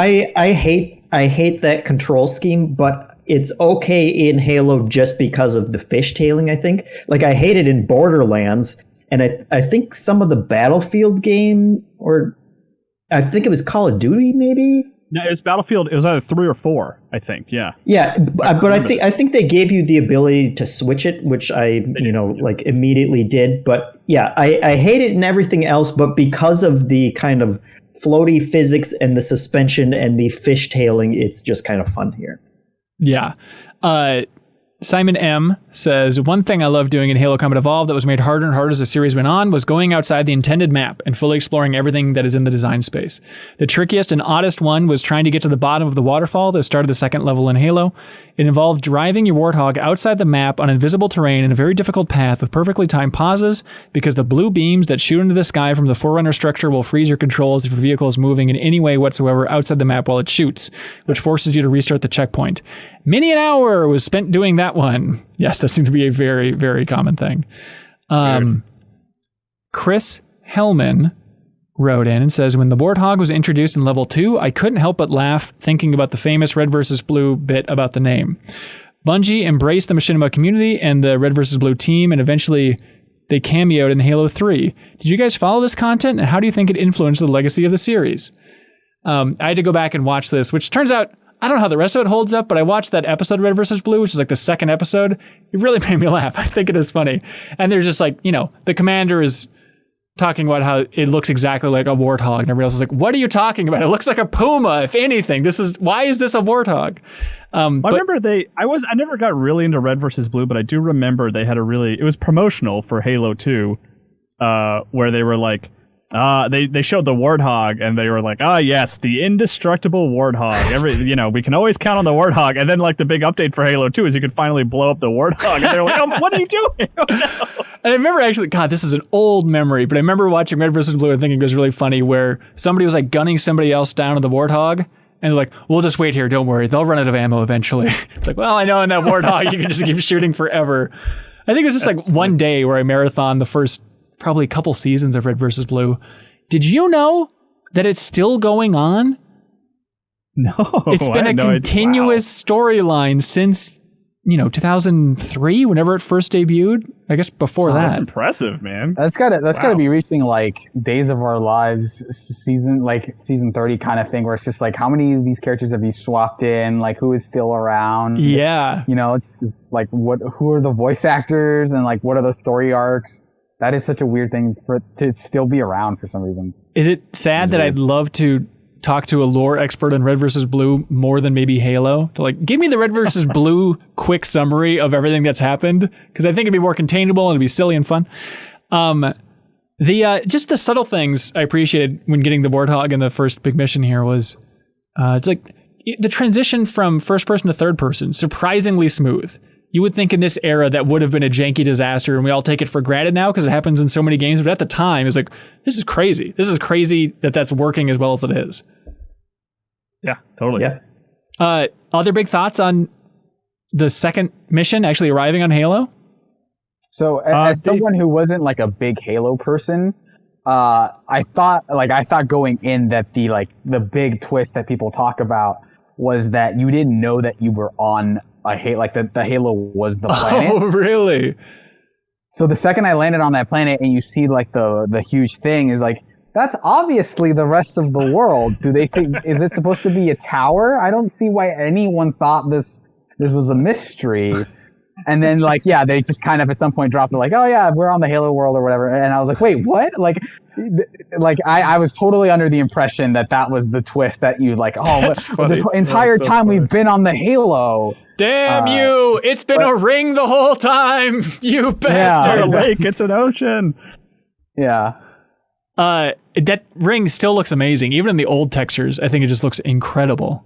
Yeah, that's another time. There were a couple times in this segment where I think the older version looks better because in the new version, they kind of add a bunch of clouds and it kind of obfuscates the closest part of the ring for you. Right. In a weird way where I like just being able to see that ramp up and then following it all the way around. Like that's still such a cool and memorable thing about this universe. Yeah. Yeah. And I was struck in this section, just the little things that hit me as beautiful. It happened every time in the game, which is a couple times here, where you're just fighting or just exploring and then having the graceful yet a little bit janky Banshee fly in.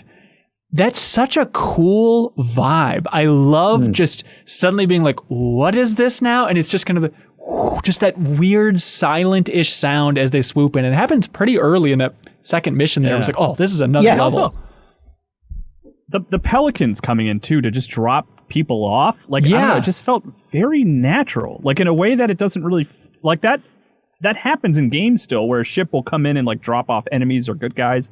But for some reason, it felt more natural with Halo 1. I don't know why that is. I can't put my finger on it. Maybe this is a nostalgia thing, but it felt more like part of the environment rather than a cutscene I was watching take place above me in a strange way. Right. And maybe they're kind of using those for some indicators about where you're supposed to be going, about, hey, there's another ship dropping off a bunch of guys here, so probably inch in this direction.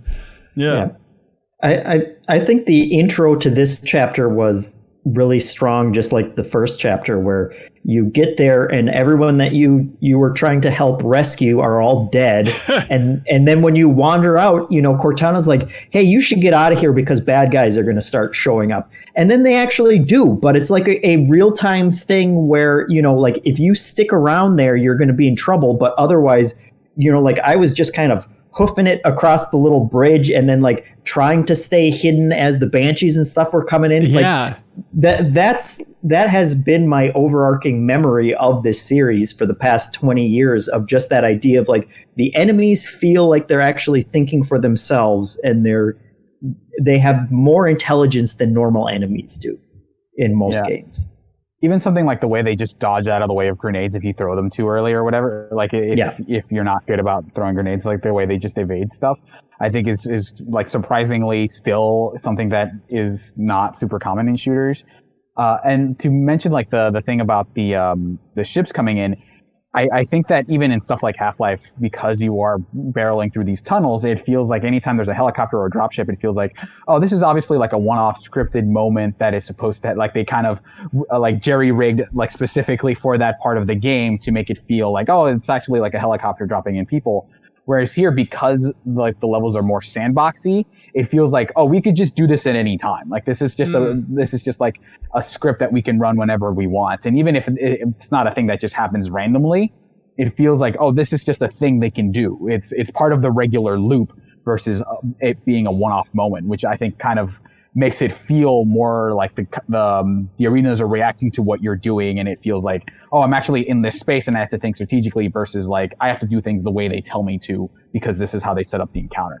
Yeah. Real quick, when you talk about the AI being smarter in dodging grenades, also it's still striking to me that they dodge the warthog every time. Like, oh, this is going to be great. Going to mow these guys down. Like, dang it, they're jumping out of the way every time. They're good. What are the shield guys called? Jackals. Thank you. They need a better PR person. The Jackals, I feel like they're not reaching the wider world. They're the worst enemy. They're hard to. They got that little tiny circle where you got to hit them. Yeah. Or what I do is I just basically like fire, like suppressing fire until I get close to them and I just melee them to death. Like you can punch them twice. Well, at least on normal, and kill them. But then you got to hit them twice. I want to hit somebody once.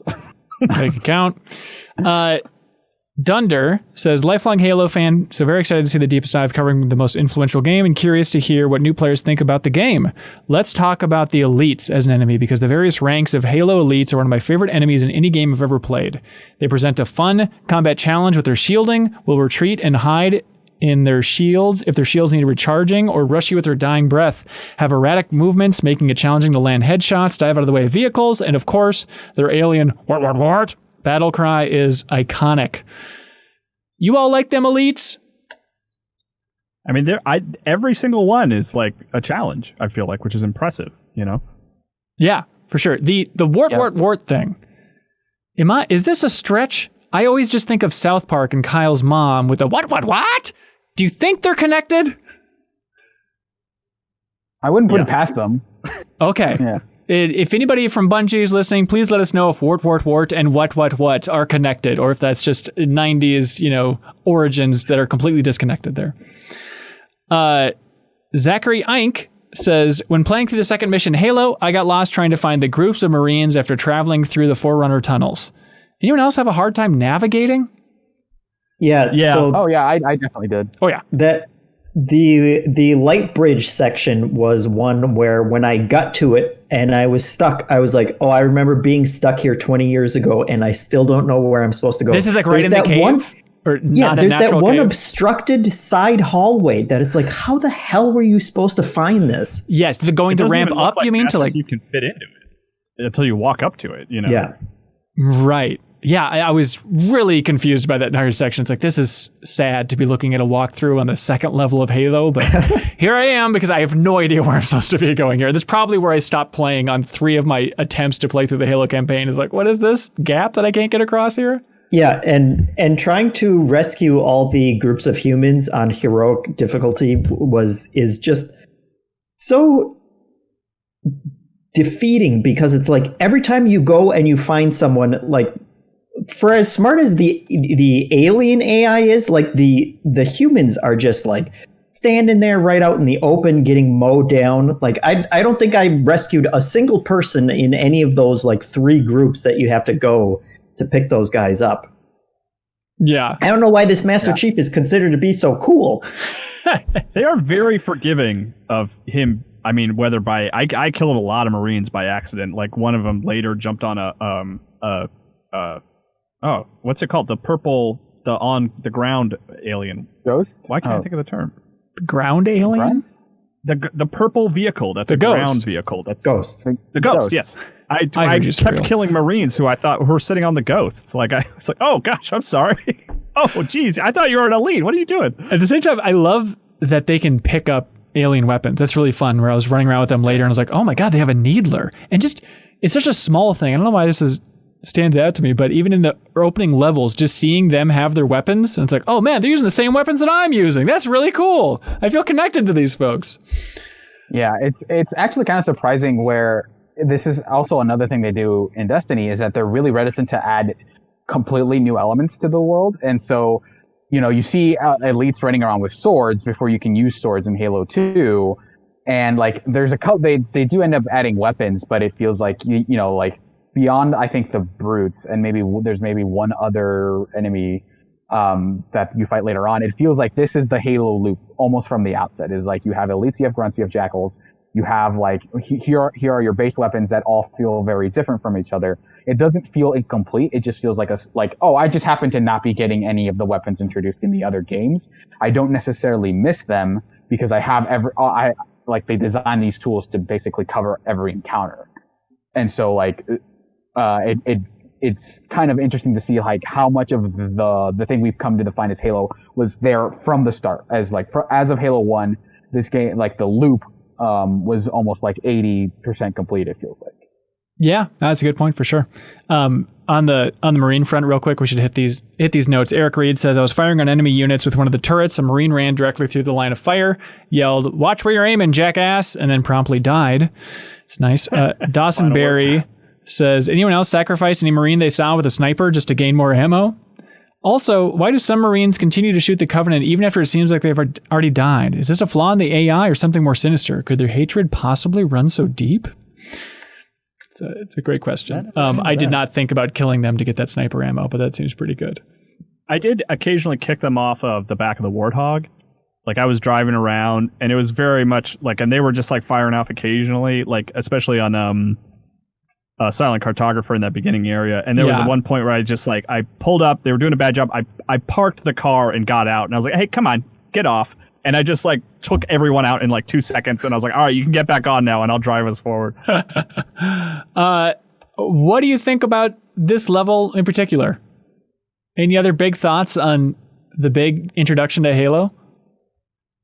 It's a really nice showcase for how big they can make those environments, but I don't think it's like their best use of the kind of indoor-outdoor kind of mix that I think Halo ended up being really known for.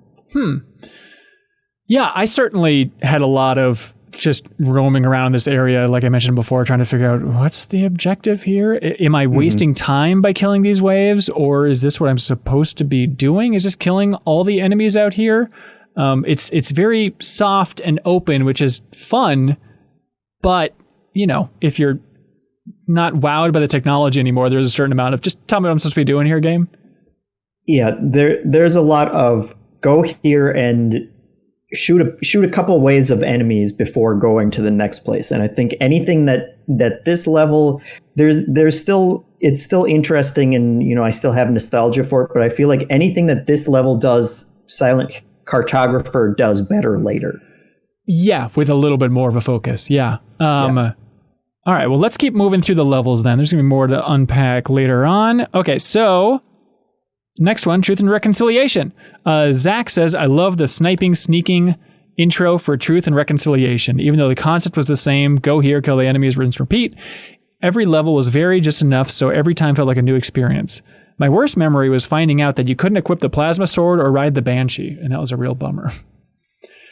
Yeah, that was weird. Like, just coming from the multiplayer, I didn't even know that the Banshees or the sword was in this game. I just assumed, because you can only use those in Halo 2, if I remember correctly. They're like, I assumed they just weren't in the first game. But like, no, they're there. Wait, you can totally ride the Banshees. Oh, really? It's very difficult. Oh. Yeah, that's something that's like about Halo that I really loved too. And maybe it was like that reading a lot of previews or knowing a lot about the game kind of age for me, where it was like, oh, that thing, what is that? That guy's riding that purple ghost. I was like, can I get on that thing? And then if you snipe them off, you can. And it wasn't until much later that I was able to get into a Banshee, but you totally can. It's just really difficult to snipe them out of the back of those things. Oh, wow. Okay. Just they weren't in Halo 1's multiplayer, I think. The sword now, that was definitely Halo 2. That was like, you could not pick that up. But yeah, you can get into Banshees. It's just difficult. And I always thought that was really cool. Like, it's not integrated into the campaign, really. It's just like, if you can do it, by all means, get in there and fly around, but it's going to be difficult, Yeah, yeah. Mark Ramirez says, on Truth and Reconciliation, I've noticed the biggest difference in graphics. I loved having the button to see the original textures versus the updated. On the third level, as you're trying to get into the ship, Cortana says, you're going near a desert. In the original graphics, it's all brown, tan / sand. You expect the way you expect a desert to look. But in the updated version, it's a lot more green with grass and trees. I was struck that visually it looks nicer, but felt like it didn't fit the geography that the game had alluded to.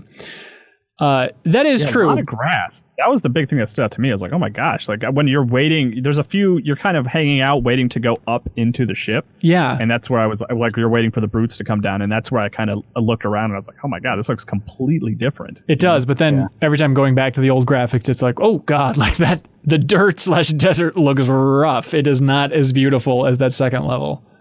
Yeah, I really like the way this level looks from like an atmosphere perspective. Like you look at individual textures and they're pretty rough, but I like the sunset kind of vibe. And I think like gameplay wise, this is probably my favorite level. I like the way that just, here's a different gun. And that like the way that just completely changes your approach for that first half of the level where you're outside, where it's just like snipe. Like this is like the level that spawned like a billion snipers, like people who just love no scope headshots. Like this is where all those people came, like where that spark ignited in so many people, because it is just like everything dies in one shot if you can like land the right, if you can land your shots right. So it's just like this marathon of just like boom, boom, boom, and it feels especially good on PC where like the headshots are a lot easier. So it is like this really nice kind of stealth, like you said, stealth thing.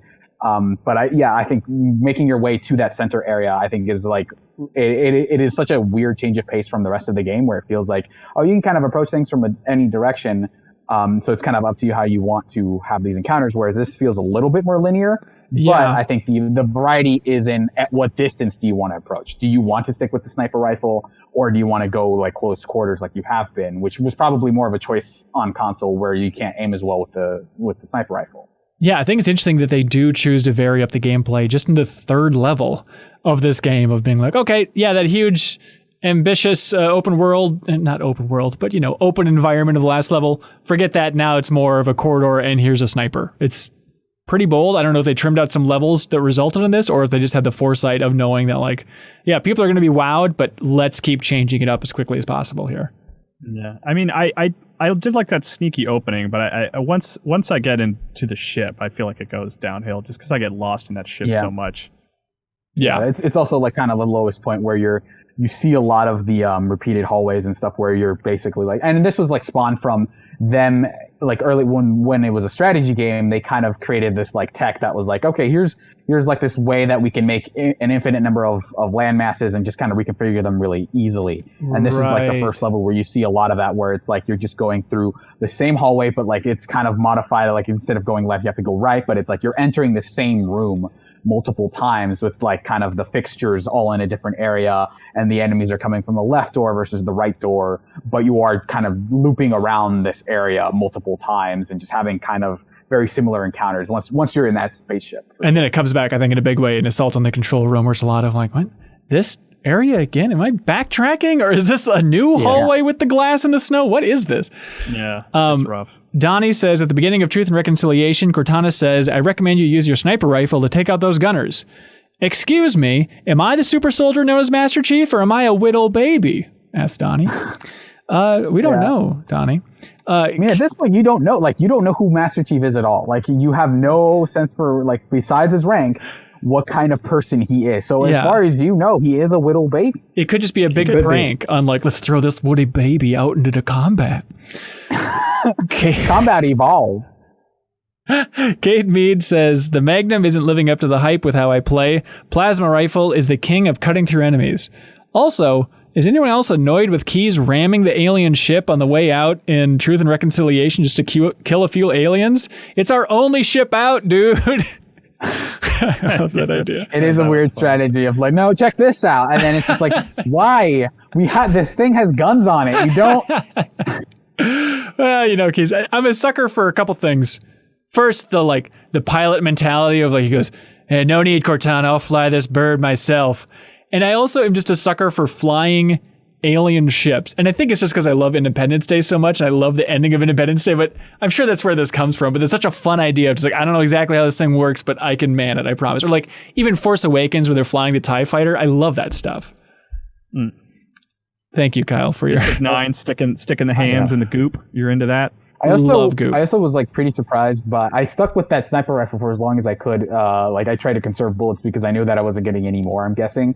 Which is weird to have that many bullets because coming from Destiny, like sniper rifles are one of the more powerful things.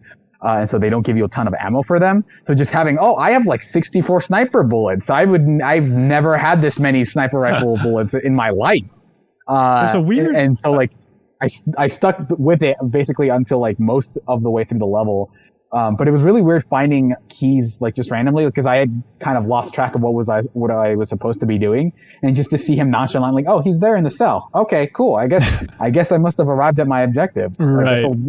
I mean, that's how a lot of those indoor environments just throughout the whole game feel to me. It's like I think there's an alien down this hallway, so I guess I should go there. Oh, right, where the enemies are kind of moving along. Okay, and it's just like constant. And I mean, it might get worse. I don't want to tease anything, but just follow the arrows, Kyle. It's all right there. It's very clear. Yeah, these were not the levels that I remember being super repetitive, which is bad foreshadowing for what's coming. But on this one, there is a battle in that hangar that I got stuck on for so long. Oh, really? Because and the checkpoints just absolutely sucked in that one. And you had a lot of enemies up top, and I felt like I just didn't have a good way of dealing with them at that point because of the weapons that I had, which I was locked into because of the checkpoints. But you basically have to clear out the entire hangar. You have to wait for a door to open, which more swarm in. And then they send in 2 hunters after you, and which like one hit kill you on heroic difficulty. And I hadn't remembered at that point like the one shot kill with the Magnum for those guys yet. And so I spent a lot of time swearing to myself as I was playing through that one. And also you can't change the difficulty level in a level, like during the level. So that I was not I enjoyed the first half, the sniper part of the level, but that ship sucked. Zachary Ink says, playing a legendary, I got myself into quite a pickle with a pair of hunters. In desperation, I shot one in the back with a pistol and at one hit died. I can't believe I never knew about this trick until now. Even after several playthroughs, I wonder if this is a well-known trick. For reference, I think you need to shoot in the back where there's gaps in the armor. Yeah, the orange parts. About that, man. Go for the orange parts. See, someone who's not played Halo, I had no idea. So I had to kill all those guys. The fun. Yeah, and they suck until you realize that, and then it's like, oh, this is trivially easy. Like you dodge them once, but that's also, is it just the Magnum that kills them that way? I don't know. I've only tried using the Magnum because I saw this. Yeah. Yeah. I like pretty much always carry a Magnum just because in case hunters end up showing up. Right. Because of that, because otherwise they are super tough on heroic difficulty. And only the silver bullets loaded in. Is that the level you get the rocket launcher for the first time? I don't think so. That's later. Or is it? I think that's Cartographer. Is it Silent Cartographer? Yeah. Okay. Yeah, I think it's Cartographer. Yep. That's definitely like not knowing the Magnum thing. That was definitely like in Silent Cartographer. I was like, I'm only going to use the rocket launcher on the hunters because they are the enemy that I have to throw everything at. Yeah. So, Suriel, did you have to figure out that you can just hold down the shoot button for the Magnum? Like you don't have to pull the trigger individually? Because I was mad. That was like a revelation in multiplayer for us. Like you shoot faster just holding down the trigger. Yeah, I did not know that. I was single shotting. I just assumed it was like a pistol in Destiny where it's like the faster you mash the button, the faster you can shoot. Hang on a second, Kyle. It's the only instance of a pistol working like that in just about any game that I'm aware of. Maybe I knew this in 2001, but you can just hold down the pistol? And it's faster than pulling the trigger like as fast as you can. You just go what? Pop, pop, pop, pop, pop. Yeah, that's why the pistol is so powerful, because you can zoom in and it has a really fast fire rate if you hold down the fire button. Right. It's really versatile. It's like a surprisingly powerful pistol that they give you at the outset of the game. It might be too strong. And it makes you wonder, like, how much of Halo's success just comes down to like that badass gun that just feels so good. Well, the story is that it was like right before the game shipped, someone actually like turned the knobs up on the pistol in a big way without really running it through a lot of Q&A. It was the way to describe it. Yeah, the way to describe it is confusing, not being a programmer. But they say like it was too late to mess with the code in a big way, so they just had to basically patch in this surface level modifier. So every time you boot up a level, it then multiplies how effective the headshot is, especially in multiplayer, when in regards to like the headshots, made it like 3 times as deadly as it originally was. And then like, oh, ship it, here we go. Yeah. But yeah, try holding down the shoot button with the pistol. It makes it even better. I believe I will. I'll give it a shot. And that and the Magnum thing, I think the one-shot kill, I think will probably make my rest of the game a lot easier, I hope. Yeah, Jonah Abram wrote in talking about how much he loves that pistol and how it's shockingly powerful and how disappointing it was in Halo 2 when it was not the same pistol. That's another part of that red versus blue video where they're like, oh my god, the Warthog blew up. And they're like, well, at least we have the trusty pistol. It's like, no, we nerfed that thing. It's funny.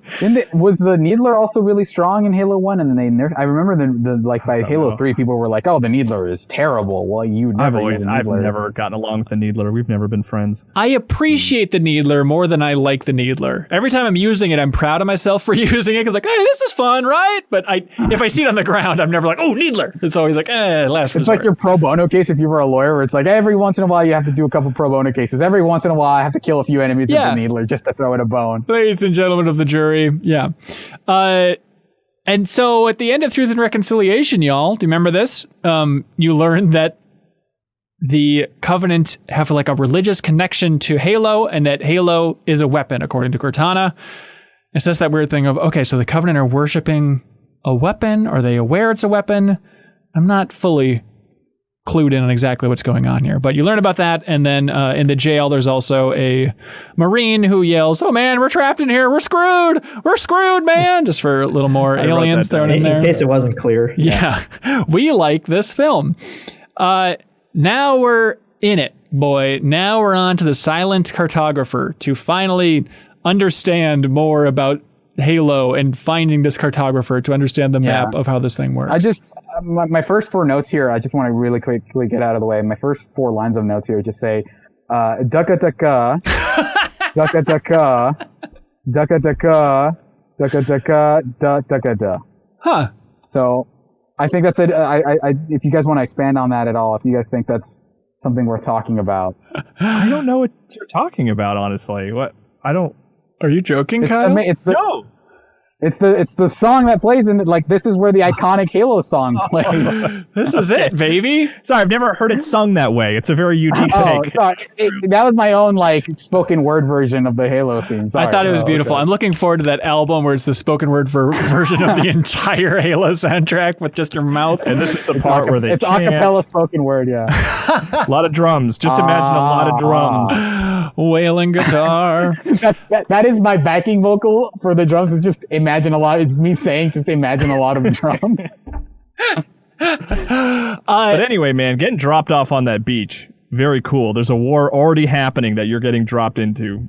Love that. People are gaga over this level. Jiren Duddy says, many people talk about how landing on the Halo ring in the second mission blew their mind back in 2001, but that moment made me say, well, this is just crazy way back when But the moment that made me say, well, this is just crazy, way back when, was the opening of the Silent Cartographer.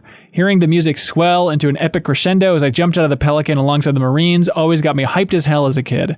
As Halo was my first non-N64 game, that first battle felt like a large-scale encounter unlike anything I experienced in a game up until that point. Yeah. I was going to say this is the best Halo level, right?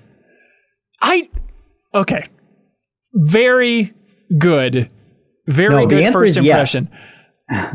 I think it's just 5 levels. I don't know. If I may question the Silent Cartographer, which I understand is sacrilegious, good, fun, but I think a huge part of that, a crazy majority, is the music. I feel like the music is obviously incredible. We can talk more about it later probably, but it's kind of been coming in at weird moments, fading out at weird moments. It all feels disjointed. I feel like a lot of the music in this game is so incredible, they don't have a set piece to match it, and they don't know where to put it. So it's just, you're fighting, you're running around outside. This great music will swell for a minute and a half and then just fade out. And it's like, that's fine. I feel like Silent Cartographer is the first time where that incredible music is lined up with a set piece on that beach. And that is an awesome, awesome moment.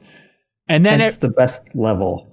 Well, then if you could boil anything down to this, I understand that. But then the actual level itself is, okay, fight across the beach, go into a building, it's locked, go back out, go long ways, go into the building, unlock the first building, then go back out, and then fight your way back out to the ship. Like, it's pretty bare bones, like, objectives at that point. I think it's just that opening with the music and the beach is so incredible that's why it's near the top of everybody's list. I mean, it's also, you get the rocket launcher here too, and it's also like, I think the sort of the idea of the perimeter of combat taking place around the center, which you can't get the Warthog into, right? Like, I like that that's built into the design of the level, is like there's actual natural barriers for the Warthog. Like that, like I think it's one of the better designed levels. You know what I mean? Yeah, you go all the way around the island. I'm not saying it's the best level ever made in the world, Hanson, but what Halo levels do you think are better than this? I've only played 5! And it's the best out of that batch.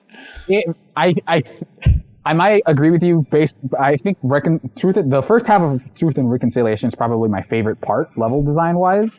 But I think you're right in that the second half of it really kind of brings the rest of it down. So I think I'm kind of a little bit with Ben in that, like, I think the level is like 80% music, and the rest of it is like, okay, this is a good level that showcases why Halo was so different from other shooters at the time, which was like, here are these big expansive spaces that you actually get to play around in, and then you have like the hallway stuff, which is like kind of visually impressive but not super distinct. But it does feel like this is Halo in a nutshell. Like, this is what this game has always been. Like, this is what this has been leading up to in a huge case. And it's fun. This also. This is also the level that sort of people who got really into like launching warthogs. This was the level they used to do that, because there's a really well placed warthog that you can just lob endless grenades underneath and just shoot a rocket launcher and see how far you can launch that thing. And there's like a lot. I mean, there's a lot of awesome videos of people doing that, and it's all on Silent Cartographer. So I think that lends it even more sort of nostalgia for me of like. Watching these people do crazy Warthog stunts on that level in particular, you know? Yeah. Jeff Enright says, because Warthogs are invincible, I remember playing the Silent Cartographer a lot, trying to successfully perform the Warthog jump. This was a word of mouth thing I heard about, but here's a link on YouTube to see what people can do in it. Yeah, just look up Warthog jump Silent Cartographer. Cool. I mean, we should talk about that. The video aspect of Halo 1, it was early, but I remember downloading a lot of videos off Kaza and stuff back in the day. I remember there is one montage in particular that blew my mind, and it doesn't have that many views on YouTube, but I'm curious if anybody else remembers this. It was called Maptacular. Kyle, you seem like a guy that downloaded a bunch of Halo 1 montages, didn't you? This doesn't sound familiar. Okay, so in this one, it's just like recreating this 1v1 where it's, I think, somebody that's really good and somebody that's really bad, if I remember correctly, or maybe they're evenly matched. The point is, they're fighting 1v1, and then they keep transitioning throughout the levels as Enya plays. And it's called Maptacular. And so like they find these spots in the levels where the art assets are the same, and they just like swoop by it quickly, and it's perfectly cut then to like transition to the next level. But the score for the 1v1 is always correct as it's going through all the levels. It's beautiful. It made me want to be a video editor. This doesn't sound familiar, but I like Enya a lot, so. Okay, well there we go. Get this one in your ears. Spencer Botine. Spencer Botine says, the Silent Cartographer is one of my favorite missions in video game history. Period. The epic soundtrack announcing your arrival on the beach filled with Covenant was one of the coolest moments for me growing up. I also love the feeling of how open the level design felt while simultaneously directing you to where you need to go in the proper order. Bungie was truly ahead of their time 20 years ago. Blake Kibbe wrote in, says, when I first got my Xbox, I didn't have Halo. I did, however, have a subscription to the official Xbox magazine, complete with a Halo demo disc. I played the Silent Cartographer demo over and over and over and over. Also, can we talk about what a well-designed level that is? Hello, Blake. There you go. Jeffem agrees. I agree. It just doesn't feel quite as hallway-ish. It doesn't feel as riddled by hallways as the other levels do to me. I don't know. I like when you cut yourself off halfway through, is hallway-ish a level? You realize like that's not even worth asking, is it? You can cut that in post. Right? Merriam-Webster defines hallway-ish as Luke Strain says, I love how halfway through the Silent Cartographer they gave me a rocket launcher so I could just continue killing hunters in one hit with my pistol. Yeah, I didn't even pick up the rocket launcher in this level. Yeah, I did. Just like, oh, I guess there might be some vehicles coming around, but no. But I love in this level too how they give you the Warthog, and it feels like it's this huge reunion. It's only been one level where you haven't had one, but the way they build it up, it feels like it's coming back. It's like the T-Rex in Jurassic Park at the end or something, right? Like, hey, look what we got for you. It's your old favorite. But it is this great moment of like, yeah, I would like to drive the thing on the beach again. This is fun as hell. Yeah. It's a really short stint that you're not with the Warthog, but it feels like, I just was driving on a road trip for like the whole day. I went on a day trip where I was just driving the car, and now I can finally stretch my feet again. Now that I'm reunited with my Warthog, where it feels like the whole part of where you're in the ship in Truth and Reconciliation feels like you're on a road trip, and then and then you come back and it's like, okay, I get to see, this person that I love, the Warthog again. Yeah. Also, the music's incredible, and specifically, it struck me so much when you've gotten the map and then you're working your way back up trying to get topside, and just like the guitar is just so over the top wailing, but it's just awesome. Yeah.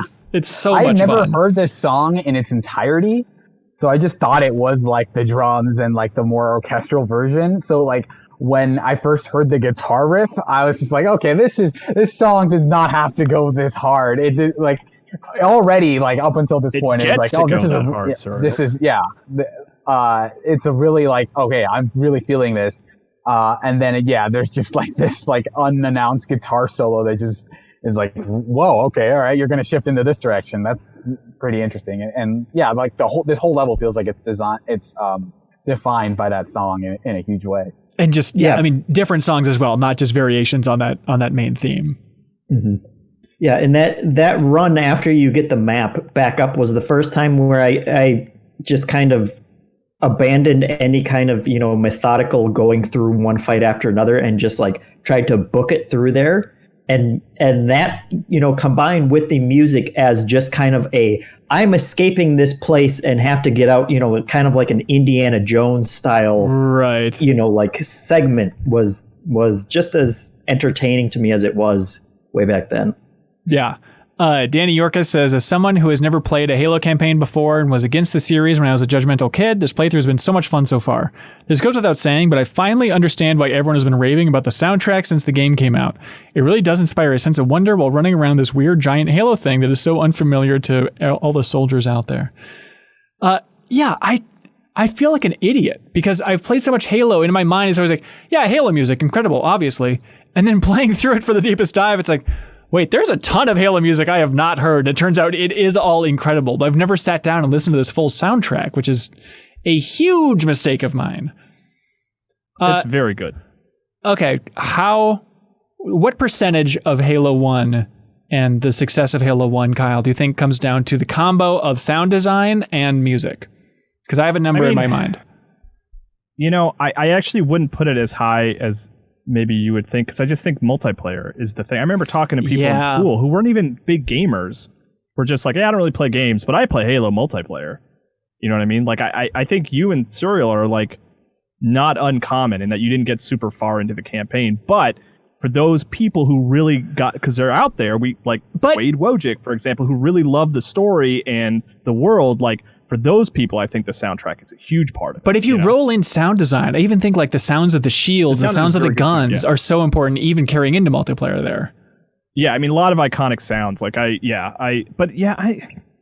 don't know. It's a weird question, but I mean, the music is like undeniably important. You know, like in terms of like if you're into the story of Halo and the campaign, like the music is like half of it, my number was 45% for the overall success of Halo 1 is the sound and music. It's weird because, reading that history, it's interesting to see where Halo was at in terms of like team size, where someone like Marty O'Donnell, who was like ostensibly like the composer, like how much influence he had over like the creative parts of the campaign, at least in terms of like, okay, I'm going to set this set piece to this piece of music, and how much of a hands-on role he had in that entire creative process. Like that's kind of unheard of now, like when teams are this massive. Like obviously composers have a say in how their music is used, but it feels like the presence of the music is so strong here compared to a lot of other games, especially like recent ones, that it feels like the soundtrack feels like a quote unquote character in a way that it doesn't feel in a lot of modern games. Like, not saying like the music in recent games is bad, but it feels like the music feels like it is giving the game a character that it wouldn't otherwise have. Right. I mean, I think the modern equivalent, like where you see that the music is lent as much importance to like the campaign and story, only today comes from indie developers who are making the soundtrack and the game, like Undertale or something like that. You know, it's a good example. Yeah. Like that's like where you see it now because that's part of the process for designing the game rather than a separate team working alongside them, you know? Yeah. Right. So you get the ship, you find out everything. Keys tells you that the last thing the Covenant would expect is an aerial insertion from underground. What? And then you move on to the 5th level, Assault on the Control Room. Big thoughts about this level? Does it stand out in a big way for anybody? This feels like the one where kind of their approach to mission design comes to a head in terms of how repetitive it ends up being, even though it's not, like, even at its worst, I don't think this is, like, terrible, but this is the one where I was like, oh, it's this structure again. Okay, well, I guess I'll have to figure out where the arrows lead, because that's the only way I'm going to get out of this level, is by following the arrows that are literally on the ground. Also, the snow looks nice. The snow looks nice. Yeah, I mean, we mentioned it before, but yeah, it's like the long hallways outside then with the glass, which is cool that the glass shatters, but that was that thing of like, okay, I know where I'm going here, but it's just that sign of like, okay, I haven't been going crazy. They have been repeating a lot of these rooms up until this point. Yeah. I mean, once you kind of get underground, and this is kind of maybe indicative of like how I feel about the rest of the game, is like I was kind of like, you start underground at that level, I was like, okay, we're in an underground level, we're looking at a lot of hallways. So I was surprised actually that when you do get outside again, like I'd kind of forgotten about that. And it was like really a breath of fresh air. And it actually made me like the level a lot more than I expected to, just because of those long tank sequences and the opportunity to get on the Ghost for the first time. Yeah. Like that stuff was like really elevated and actually ended up being like one of the levels I liked more through this whole experience of revisiting them. And it might have just been my low expectations going in, but like getting the tank, getting the Ghosts and like getting the tank in that room where you have to get across the bridge took me a couple tries, but I like really enjoyed the process of like, okay, I got to get that turret. Let me go over here and get out of the way of the brutes for a little while. And then just the opportunity to shoot banshees out of the sky. Yeah, they come flying in. Like feels so good. The brutes, like 2 brutes were just like, were nothing at that point. And it was just really satisfying to like build up to that point. Yeah, for sure. I mean, I enjoyed driving the tank. Yeah, fighting the banshees I think is always amazing. There's definitely one of those moments where got to the end of an area and the door was closed. And I was like, what? I don't know what I'm supposed to be doing. It turns out, there's a small button to the left of the door again, much like that bridge. It's like, okay, I got to get out of the tank and find that button. It's very easy to miss. Yeah, there's a couple of those, yeah. Couple of those. Dan writes in and says, I remember one part in Halo that blew my mind was when I first played it was in the Assault on the Control Room mission. The level starts to become super repetitive when you're fighting through slight variations of the same circular room for God knows how many times, but then you walk through a door into a much larger outdoor environment where a massive battle between the Covenant and the Marines has already taken place. It really stood out to me because it was so immersive. Like, hey, other things are happening. This world is so much bigger than what I've just been doing. In retrospect, do you think Bungie planned this? Like, let's numb their little minds a little bit by feeding them 5 iterations of the same boring room, then completely rock the world by giving them an epic battle to stumble upon. And then, just to kick it up a notch, we'll give them a tank. I doubt it was that considered, but I'm sure having that variety of, okay, you go from smaller encounters to now there's a larger encounter where Cortana, again, is in the dark about just, wait, are there Marines here? What is going on? I mean, one instance of that room would have been plenty. We get the idea with the room, yeah. I think you need at least 2. You need the one where all the enemies are behaving normally, and then you need the one where all the grunts are sleeping, because that's just a fun moment to catch a bunch of them sleeping on the floor for some reason. Like the fact that there's no bedding or whatever, that they just have these makeshifts. Like, hey, they're the lowest level on the ground. Covenant. You know, they don't get beds. So you get to just punch all of them one by one and knock them all out until you shoot one of them, and then they all wake up. Digga. Yeah, Sean Mills writes in and says, my favorite animation of the game is the pistol melee attack where Chief throws the pistol up in the air, catches it for no reason other than it looks really cool. There's a part in Assault on the Control Room where there are about 6 sleeping grunts who you can melee before they all wake up, and it's just the best part of the game. It's also pretty disturbing that you can melee kill your fellow Marines for their ammo. Yeah, we agree, ma'am. Deep Space... Why you shoot them by accident. Right, you can write it off. Fire. No paperwork for Master Chief.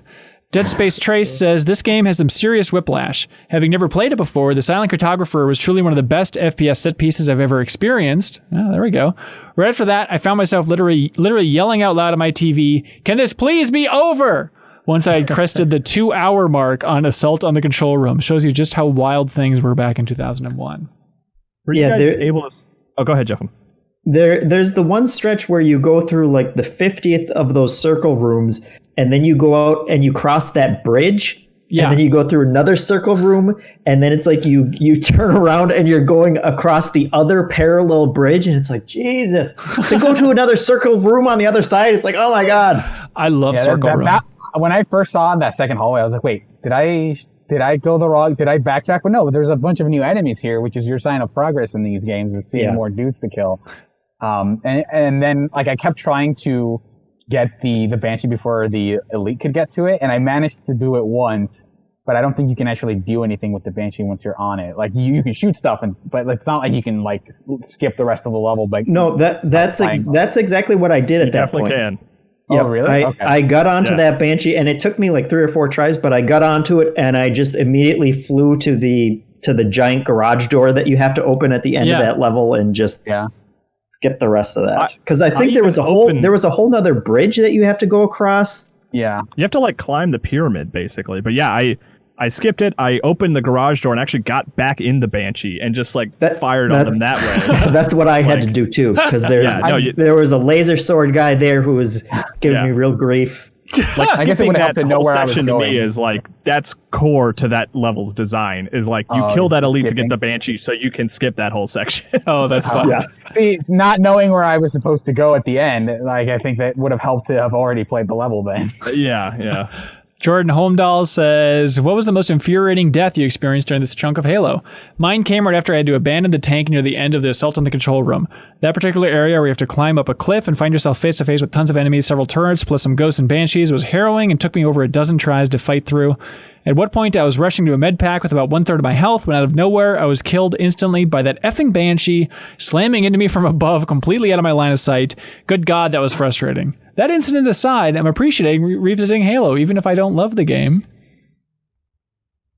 Yeah, I think that second bridge and then the final run up to the control room, I think, were like the 2 encounters where, like Jeff, I just started booking it. Like I'm trying to get to the next checkpoint and basically like, sneak my way through these encounters by just running past them. Yeah. And you can skip encounters. Like you don't have to kill everything. It's not, you can't do it 100% of the time, but pretty often, like if you can find your exit, like you can just get out of there, Yeah. I like this level in Truth and Reconciliation. There's a feeling, I don't think it's quite as necessary as it is, but I like building it up in my mind. I like going into kind of a Covenant stronghold and that feeling of slowly transitioning to alien weapons. It's just a cool video gamey thing, right? I'm just like, all right, clearly I like the Marine weapons. At a certain point, I'm out of ammo for the assault rifle. Like, okay, I guess I'll take a needler at that point. All hail the needler. And just like slowly becoming the enemy and using their arsenal against them, I think is a fun idea. But then the Marines just throw you a lot of new stuff along the way. But I hope that it continues in the rest of the game. It is a really cool thing that, the alien weapons even operate differently in that they're more about like managing the heat versus running out of ammo. I mean, obviously they also have ammo, but like instead of batteries, I guess you're trying to manage the heat stuff.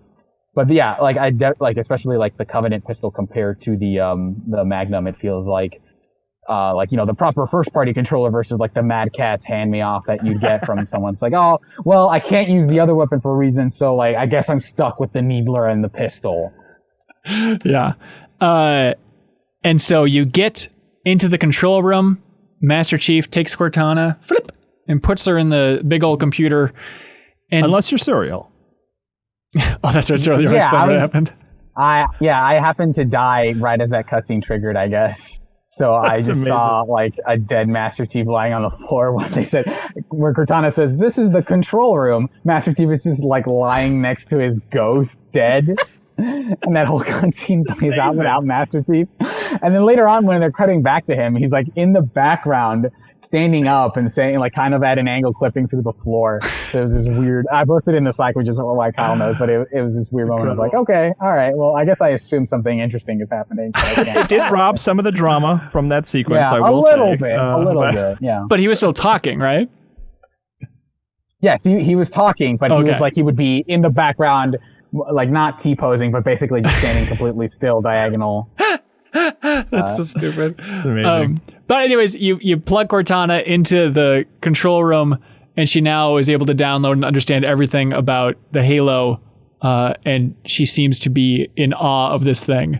Jeffem, you're smiling as I'm trying to recount the lore, but she's like, oh, it's glorious. The Covenant were right. It's built by the Forerunners. It's a weapon. We need to stop Commander Keyes. Well, it's like this weird, very tropey, like, it's not meant to keep people out. It's meant to keep something in kind of thing. Yeah, and I was smiling because I like the way that scene wraps up where Master Chief is just completely clueless, and she's like, hey, you just get out, just go. And he there's like a moment where he kind of looks startled, and then he's just like booking it out of there. It's like, okay. No question. It's like there's no debate about who's in charge here. Master Chief is like, okay. Yeah, he's basically, Harry and the Hendersons at the end being shooed off into the woods. Cortana gives him like a huge lore dump, and his reaction is like, what are you about? And then just go. Yeah, his voice is great. In this scene was the first instance of like, oh boy, that acting has not aged well. It's pretty rough in this scene, but the voice carries it through. Colin Perkins asks, Bungie did such an incredible job planting story seeds for the larger universe. For Halo, what are your thoughts on the terminals? Personally, they helped pull me into the extended lore of the universe when I discovered them years ago, but I can see how they could be confusing and or dismissed. Interesting to note the terminals didn't exist in the original game, so they disappear when you toggle between the old and new graphics. Same goes for skulls. They can be collected on each mission. Yeah, I mean, I know we're all playing on the old graphics, or it seems like we're gravitating that way, but did anybody toy with the terminals, learn anything from the terminals? I haven't even accessed a single one, I don't think. No, I haven't. I thought they were fun. Like, I remember the thing, because I did like Halo a lot, and I remember it kind of being almost borderline, like, school playground kind of discussion surrounding it, of like, oh, what are these things? Skulls? I haven't seen any of those. Is that a thing? You know? So, like, I never like actively sought them out, but like I thought it was a fun addition to those games. That they're like these like bonus secrets that are easy to miss, you know? Yeah, and the terminals that they added for the remaster version. I remember there was like teasing a lot of 4 stuff in there. Yeah, I think they kind of had those in later games too. Like I remember they were in 3, weren't they? I could be wrong about that. The skulls were in 3. I don't know about the terminals. Okay. I never got so deep into them that like I went and sought them out, but I always thought that was cool, you know, because there are the Halo super fans out there that really, you know, it's almost like a Call of Duty Zombies like fandom where there's like a lot of secrets and stuff in there for those people that really want to seek it out, which I always think is cool, but even if I'm not actively engaging with it, you know? Yeah. Brian Paradis says, this is my first experience playing Halo. I was in my senior year of high school when it came out, and I was a huge PS2 fan and TimeSplitters fan. So I'm coming into this experience with zero nostalgia, but with an understanding of the limitations of the games from this era. Playing through this section of the game really felt like a slog. I'm playing with the original graphics on PC, and there are times in the open areas where I had no idea where to go, and the environments in the assault mission felt super repetitive. One other weird thing that I noticed was that I felt like the bullet impacts were hard to read. I would get the feedback on my controller, but I had trouble figuring out how much I was being injured until my shield meter started beeping. You can just look at the meter there. The speed of the game. I did find myself dying suddenly often. I was like, oh, I didn't realize I was that close to death. Because you're used to having the flashes of red on the screen, stuff like that? Yeah, it's a lot more subtle. Even picking up weapons and stuff. Like, there's not... It's really pushed off to the side. Like, I think... Because I played a little Reach multiplayer just because in the Halo mood. And when you walk over a weapon, it actually pops in the corner as like a big icon and gets smaller. Right. But in Halo 1, it comes up at the same size. Like, yeah. Including like pressing it's really subtle. Yeah, pressing a button, it's like really small font just up there. Yeah. Like, oh, okay, I guess there's an important thing that just blends into the background, like the light blue font or whatever they chose for that. It's like... Yeah. Speaking of the button stuff, it struck me as funny because I remember so many of the complaints when Destiny 1 came out, Serial, was like, all these missions are about running to a computer, pressing a button, and then shooting enemies, and then moving on. Mm-hmm. It's like, yeah, that's basically what you're doing here for the mission so far in Halo 1 is run to this location, press a button. I wonder if 2001. I think with Destiny it was because it didn't feel like you were making like meaningful progress in terms of the story because the story was such a like that was before people realized that most of Destiny's best story is in like the grimoire and like in text basically, and not necessarily in that, especially in Destiny 1. I think that like the way that story is delivered is like pretty bad, and kind of like widely acknowledged as like, yeah, they had to redo that basically that entire campaign and integrate some of the DLC. But I think that criticism was less about like, oh, this is all you're doing, and more about like it doesn't feel like you're making a ton of progress, which it feels like this first half of Halo. It feels like, okay, I'm not I feel like I get what's going on, but I don't feel like I'm part of this epic journey. It just feels like we're just getting started, but we're halfway through the game, it feels like. Well, I feel like I've been bracing for a twist at some point. Like this all seems like I would hope it's building to some twist, and now this seems to be the pivot of now you need to stop keys. And Halo's a weapon. It feels like story, like I think the game has been fun overall, but I feel like story-wise, you know, when someone's explaining the plot to you and they go, like, da-da-da-da-da, and then this happens. Like, I feel like that's where we're at, is like someone just kind of, the parts that people skip over in Halo story is like, okay, you land on the planet, you complete objectives, and then this thing happens. And I feel like we're on the cusp of seeing what that thing is. Okay, without the people who know spoiling anything, do you think it's going to be you have to kill keys? Do you think it's going to be a thing of him being like, we can control this weapon. Of course I knew it was a weapon the whole time. And now, you fool, work for the military. Wait, you want me and Jeff to answer? No, I don't want you guys to answer. I want Suriel to guess if that's where this is going, because it seems like that's where it's going right now. I think you're eventually going to find out that you are on the Halo. No, I mean, I know a little bit of what happens, but I don't know necessarily like what the twist is about what the Halo is. So I don't have like a good idea of, like, I guess I don't know how much I know, so it's like, if I make a guess, is it true because I learned about it at some point and I just don't remember? So okay, well, maybe don't guess. Or just, is Keys evil? I'll go with yes, because that's Key specifically, I have no recollection of who he is. Yeah. But maybe just at the end, the final cutscene. He was the guy with the bad face? Bad face Keys. I feel like before this playthrough, I like no one had ever mentioned Keys as being an important character at all. Yeah. Also, Kyle, am I insane? But in that last cutscene, isn't Cortana saying Halo isn't a weapon? No, she says it's a weapon, and Master Chief says, "Okay, how do we use it?" And she says something like, "Oh, you got it all wrong." It's not a cudgel, you barbarian, is I think what she says. Yeah, there's something about a weapons cache, something. Yeah. By the way, Ben Fitter says the terminals were in 3, Kyle. Just to jump back. They were in 3. Yes. And if you're watching this or listening to this and wondering, how is that possible? Technically, we are live. We have a $10 tier on Patreon called the Backstage Pass. And so if you want to watch us record this live and jump in the chat room with these lovely folks in here, you can do that by supporting us at the $10 tier. You can also watch us record the MinnMax show and other live content, watch Leo edit and all that stuff, and get to vote on the great Go Down contenders. Okay, back to the show. Jeff, enough with this Patreon stuff. Ba-beep. I can't help it. Yeah.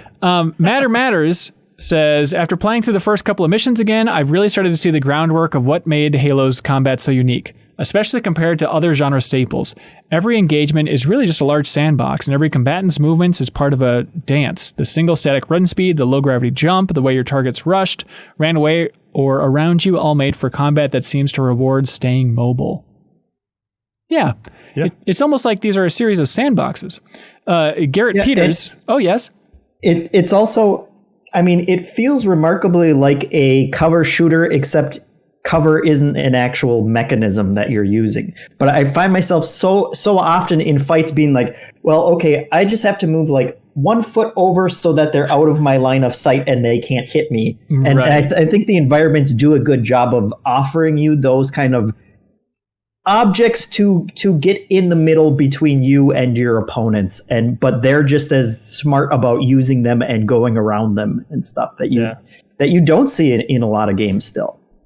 The answer to that has kind of been, well, okay, press a button and stick your ass to this, like half height, barrier. Right. And then just kind of peek out and shoot little shots, or just hold your reticle above the barrier and wait for them to pop their head up, because that's what every enemy in shooters does. But they're smarter in these games. Yeah. Were you gonna say something, Kyle? Oh, I was just gonna reminisce about it. I think it was Halo 3 had a lot of good documentaries on it, like with the collector's edition. They had this bit that was just kind of on that topic of just, cover everywhere, and just like the artists were like, yeah, we designed these beautiful levels, we put a lot of work into them, and then the frickin' designers just go in there and just drop a bunch of boxes all over the place. They just gotta put boxes everywhere. They just have to put squares all over these beautiful levels that we've designed. And there's a couple even in Halo 1, there's a couple of those of just like, okay, here's the shield and stuff that we'll throw in this environment. It's a scatter shot of that. Garrett Peters says, hey, Minnesota Maximilians, diving back into Halo reminded me of how much fun split-screen co-op is in Halo. Playing with my fiance was an absolute blast, wreaking havoc on screaming guns and trying to land the highest jumps without flipping the Warthog. There's so much fun to be had without just making your way through the story. Each level feels like a sandbox where 6 stunts and destruction can be tackled in so many ways. It's a great point. I'm glad you're enjoying it. Now we get to it. BeatenDownBrian, the big dog in the room, ruff. He says, well, I remember being... Oh, I'm sorry, what's that, Kyle? I said wart. Wart, bark, wart. While I remember being really impressed by the open nature of it back in 2001, I found the level design to be lacking and even frustrating at times, especially in some of the interiors. While the game does a really good job highlighting the path forward through lighting and directional arrows, other times it's just strangely absent. As a result, there were multiple times I found myself unsure if I was going the right way or not, thinking I'd gone around in a circle because so many of the rooms are identical. They have a waypoint system in the game, but looking back, the decision to use it as sparingly as they did, it was a really strange one. That is true. I totally agree. Once you get inside, it really is tough. But the waypoint thing, it's there only in situations where I don't really need it. Yeah, it's weird. Yeah. It's weird. I wonder if it's like a byproduct of this being like the transitional stage between like something like a Call of Duty corridor shooter and like Doom's kind of like almost Metroidvania levels of like, oh, get the yellow key card and then go over here, where you kind of learn those levels by heart because of the ways you're going back and forth between them. And this feels like, oh yeah, we totally trust the players to be able to find their own way through these levels because, that's just what shooters have done until now. But because of the ways we've designed them in these kind of not familiar ways, people just ended up getting lost. And maybe something like Halo is what eventually led to the more explicit, like you go down here, you turn left, and there will always be a waypoint that tells you where to go. Mm-hmm. Yes. Andrew Vala. Please. And those circular rooms especially seem designed to make you get lost. Because you come in one hallway and then it's like it opens up in the middle and has about 10 different hallways that go out into the larger circle. And it's like, yeah, I have it. And as soon as you enter it, it's like you're swarmed with enemies. So you're all turned around and it's like, I have no idea which way I came in here. And then they take the exit's exactly the same as the entrance. Well, yeah. Andrew Vala wrote in talking about as well just how ploddingly slow Master Chief feels and how he feels like it really needs that sprint button. I understand that makes Halo fans blood boil. Where do you all stand on just the speed and whether or not you need a sprint button here? I've certainly been like accidentally hitting the left analog stick several times. We're like, all right, in this open field, time to let her rip, Master Chief. And then, okay, that's right. Got to get used to this new speed here. Yeah, sprint I miss. But I do like his floaty jump. Yeah. That I actually like. And it's become less floaty over the years. And is that right? Yeah, and I do like the Halo 1 sort of floatiness because it really gives you a lot of time to aim in air, which I like. Yeah, of course. Yeah. Scott Castro says, I don't know if Halo was the first modern FPS to do this, but I remember thinking it was so strange when Halo was released that you could only have 2 guns at one time. Having played games like GoldenEye and Perfect Dark in the years preceding this game, I remember thinking, so James Bond can hold 20 guns, including dual rocket launchers, but this super soldier can't carry an assault rifle, a sidearm, and a shotgun at the same time? Suspension of disbelief aside, what do you think about this approach? Do you think it was risky? Yes. At the time, I thought it was silly, especially after playing GoldenEye. But now, I just love how it simplifies everything. I love it. It just lets you focus. You're not spending time switching through your weapon wheel because you just got 2 to worry about. And so these days, I really love it. But my first impression was negative for sure. Well, Fizz wants to. Oh, go ahead. Well, I think the reason it works is because they did such a good job with the design for every single weapon. Where if I do run out of ammo for something, I don't feel bad when I have to pick something up off the ground, unless it's a needler sometimes.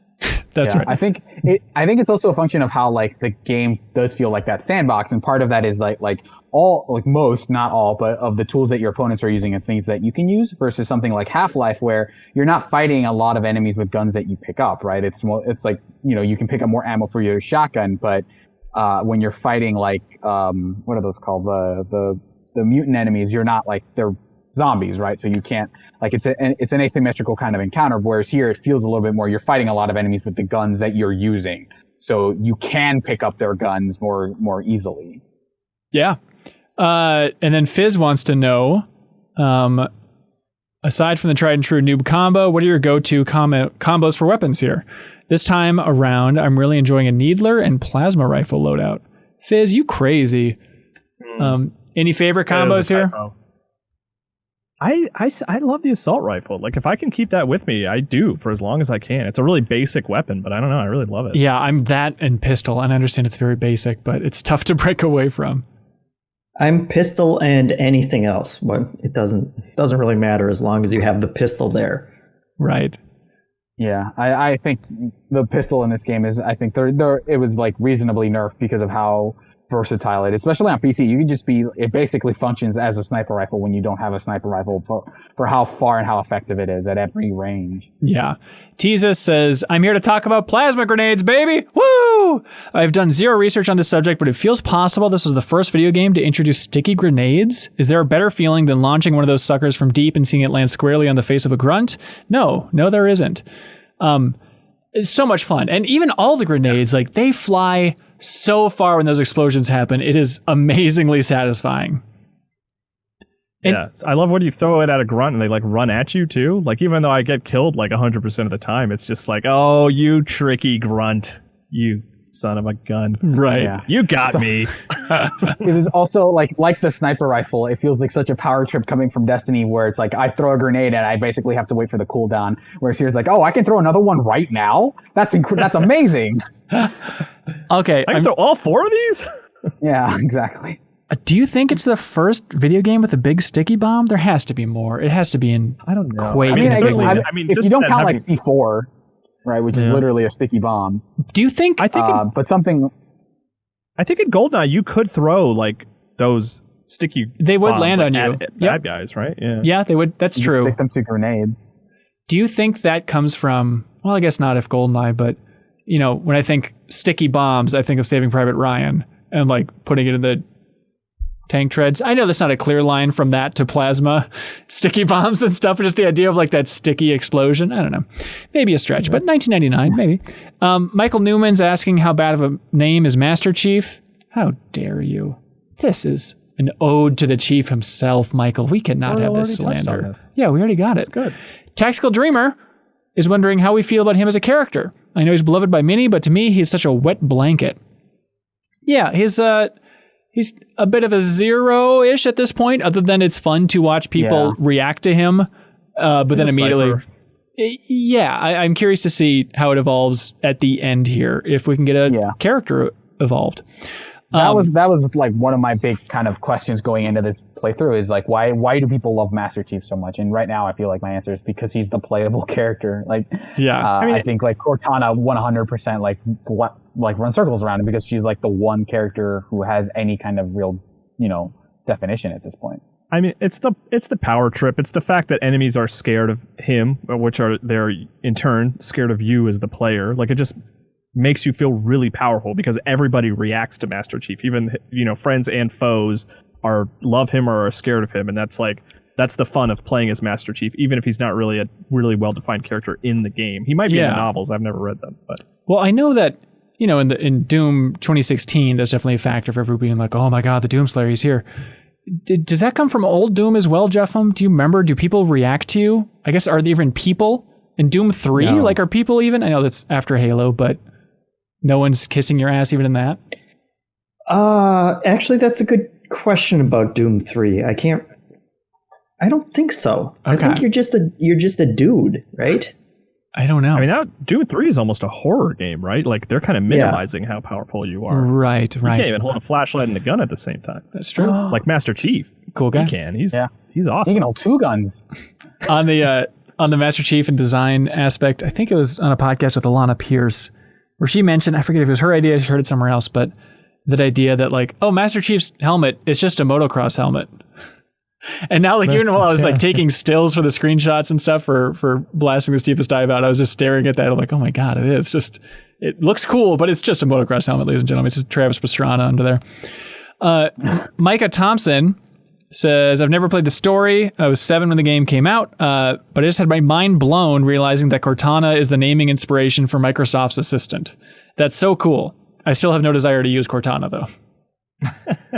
Yeah, that's weird they did that, especially because they did that, and then like less than a year later, Halo 5 happened, which brings Cortana in a slightly different direction, and so everyone's like, what's going on here? Darren is a man after my own heart. He asks, why is Cortana talking like she's using a walkie-talkie? The psh after every time she talks doesn't make sense to me since she's literally an AI in Chief's helmet. Great point, Darren. I was wondering the same thing. It's weird that she says over. Over from inside your head. Well, is it because it's just being patched into his earpieces, though? Like, is that just how audio sounds in his helmet? And then her voice is coming through that audio. Well, she talks to other people with that walkie-talkie too. So I don't know if that would go through his helmet and then out. It's a little unclear. Hey, Halo fans, let us know. Zach says, he writes in, he says, I was once listening to a podcast about controversial gaming opinions, and one host posited that Halo was so well crafted and so influential that every other first-person shooter developer tried to copy Halo's formula instead of trying to come up with their own creative solutions. And as a result, the first-person shooter genre as a whole became somewhat stale and uninnovative. I don't really agree with this opinion, but I sure do spend a lot of time thinking about it. Shout out to Jared Petty for having such a thought-provoking, controversial opinion. Is it just one of those undeniably... What's that? Maybe not quite as broad, like generalized, but like it's certainly affected shooters in a huge, undeniable way for a long time, you know? Do you think, obviously Half-Life, huge influence. Obviously Call of Duty 4, huge influence. Do you think Halo is above those, the same level as those? Where does it rank for just influencing the genre? Because I think it's probably below Call of Duty 4. Well, I guess the design, the control scheme, it's undeniable. Yeah. I feel it's weird because I think that this game definitely feels like an iteration on Half-Life. It feels like, okay, let's take what Half-Life has done and in terms of like, oh, the single player campaign isn't just like a training mode for the multiplayer. It actually tells its own interesting story and it's like kind of continuous. But it does feel like, okay, let's take a lot of the stuff that we learned from Half-Life in terms of how to tell a story and kind of transplant it into a console shooter. But I think Halo's kind of biggest contributions is how like, okay, we figured out console shooters. This is how they work. And like, here's a lot of interesting like tech stuff in terms of like you can do outside areas in a shooter without, compromising on kind of like the depth of combat outside. Yeah. But even, I wasn't playing Halo when it came out, this campaign. I was busy finishing the Red Faction campaign, and that's outside. It's a lot of red, true. But actually, I guess not too many parts are outside in that first game. I think I would rank Call of Duty higher just because of the aim down the sights. Like, no one, like, even Destiny uses that today, Like, I attribute that to Call of Duty. Yeah, but aim down sights versus figuring out and cementing twin stick console controls. Even though time splitters, give it its due. Yeah. It's such a weird thing to track because like so many of these innovations build on each other, right? Like a lot of it, you don't get Call of Duty without Halo having figured out to some degree, like, yeah, dual stick controls, that's how you do it. And like, here are all these ways you have to design a shooter, in order for it to work on a console. Like Call of Duty does not exist without that stuff. But yeah, also Call of Duty went on to have this ridiculous legacy, in terms of defining a whole generation of like the 360 generation was basically defined by Call of Duty in a way that is hard to like match. Yeah, but also, was Halo the first one to have a rechargeable shield, which eventually became rechargeable health for like every other game? Yeah, Halo 2 dropped the health pack. And you got to give it up for Halo 2 matchmaking and online play too. No doubt. Halo 1 though, Kyle. I think that's a really interesting idea with the shield. I don't know. I don't think I know shooter history well enough, but please write in if you know the regenerating shield thing, where that came from. Yeah. Andrew Bittner wrote in, says, fun visual glitch. If you repeatedly switch weapons really quickly, your legs don't move. Maybe the animation is resetting, and it looks like you're floating/gliding around, and you can still see it in co-op. That's a great time. And Grizzled Gaming had apparently a terrible sound bug in his playthrough, but anybody else have any bugs? I had like a gun get stuck in a wall at some point, but that was about it. I've had frame rate issues, which just blows my mind that Really? the Xbox One X cannot do frame rate specifically on the updated visuals. Yeah. And I looked it up, and it seems like this has been like a known issue for it. And it seems like it started when they introduced like Halo 3 to the pack or whatever. Oh, interesting. And they said that like everything ran at 60 frames per second, and then they introduced a new game. I don't know if it was Halo 3 or ODST or whatever, but then it like totally screwed up the frame rate on a lot of the games, and they haven't fixed it. And it seemed but it's been hitchy on a couple levels for me in a way that I super was not expecting it to be hitchy. Yeah. I mean, it is essentially running 2 Halo games simultaneously. I don't know. I don't want to dig into and make assumptions about the programming, but it's kind of like. Well, it's just I think it's running 2 layers of art 3D assets. where it's getting run twice, right? No, I think it's just running 2 layers of art assets. So it's loading in those 2 art assets. It loads really fast is the thing when you switch. I guess we shouldn't make assumptions about this. But, yes. I don't know. That's weird. Holds all the art and the RAM. This is beyond our depth. We're out of our league. That's it. Any other big thoughts on the first half of Halo's campaign from you folks?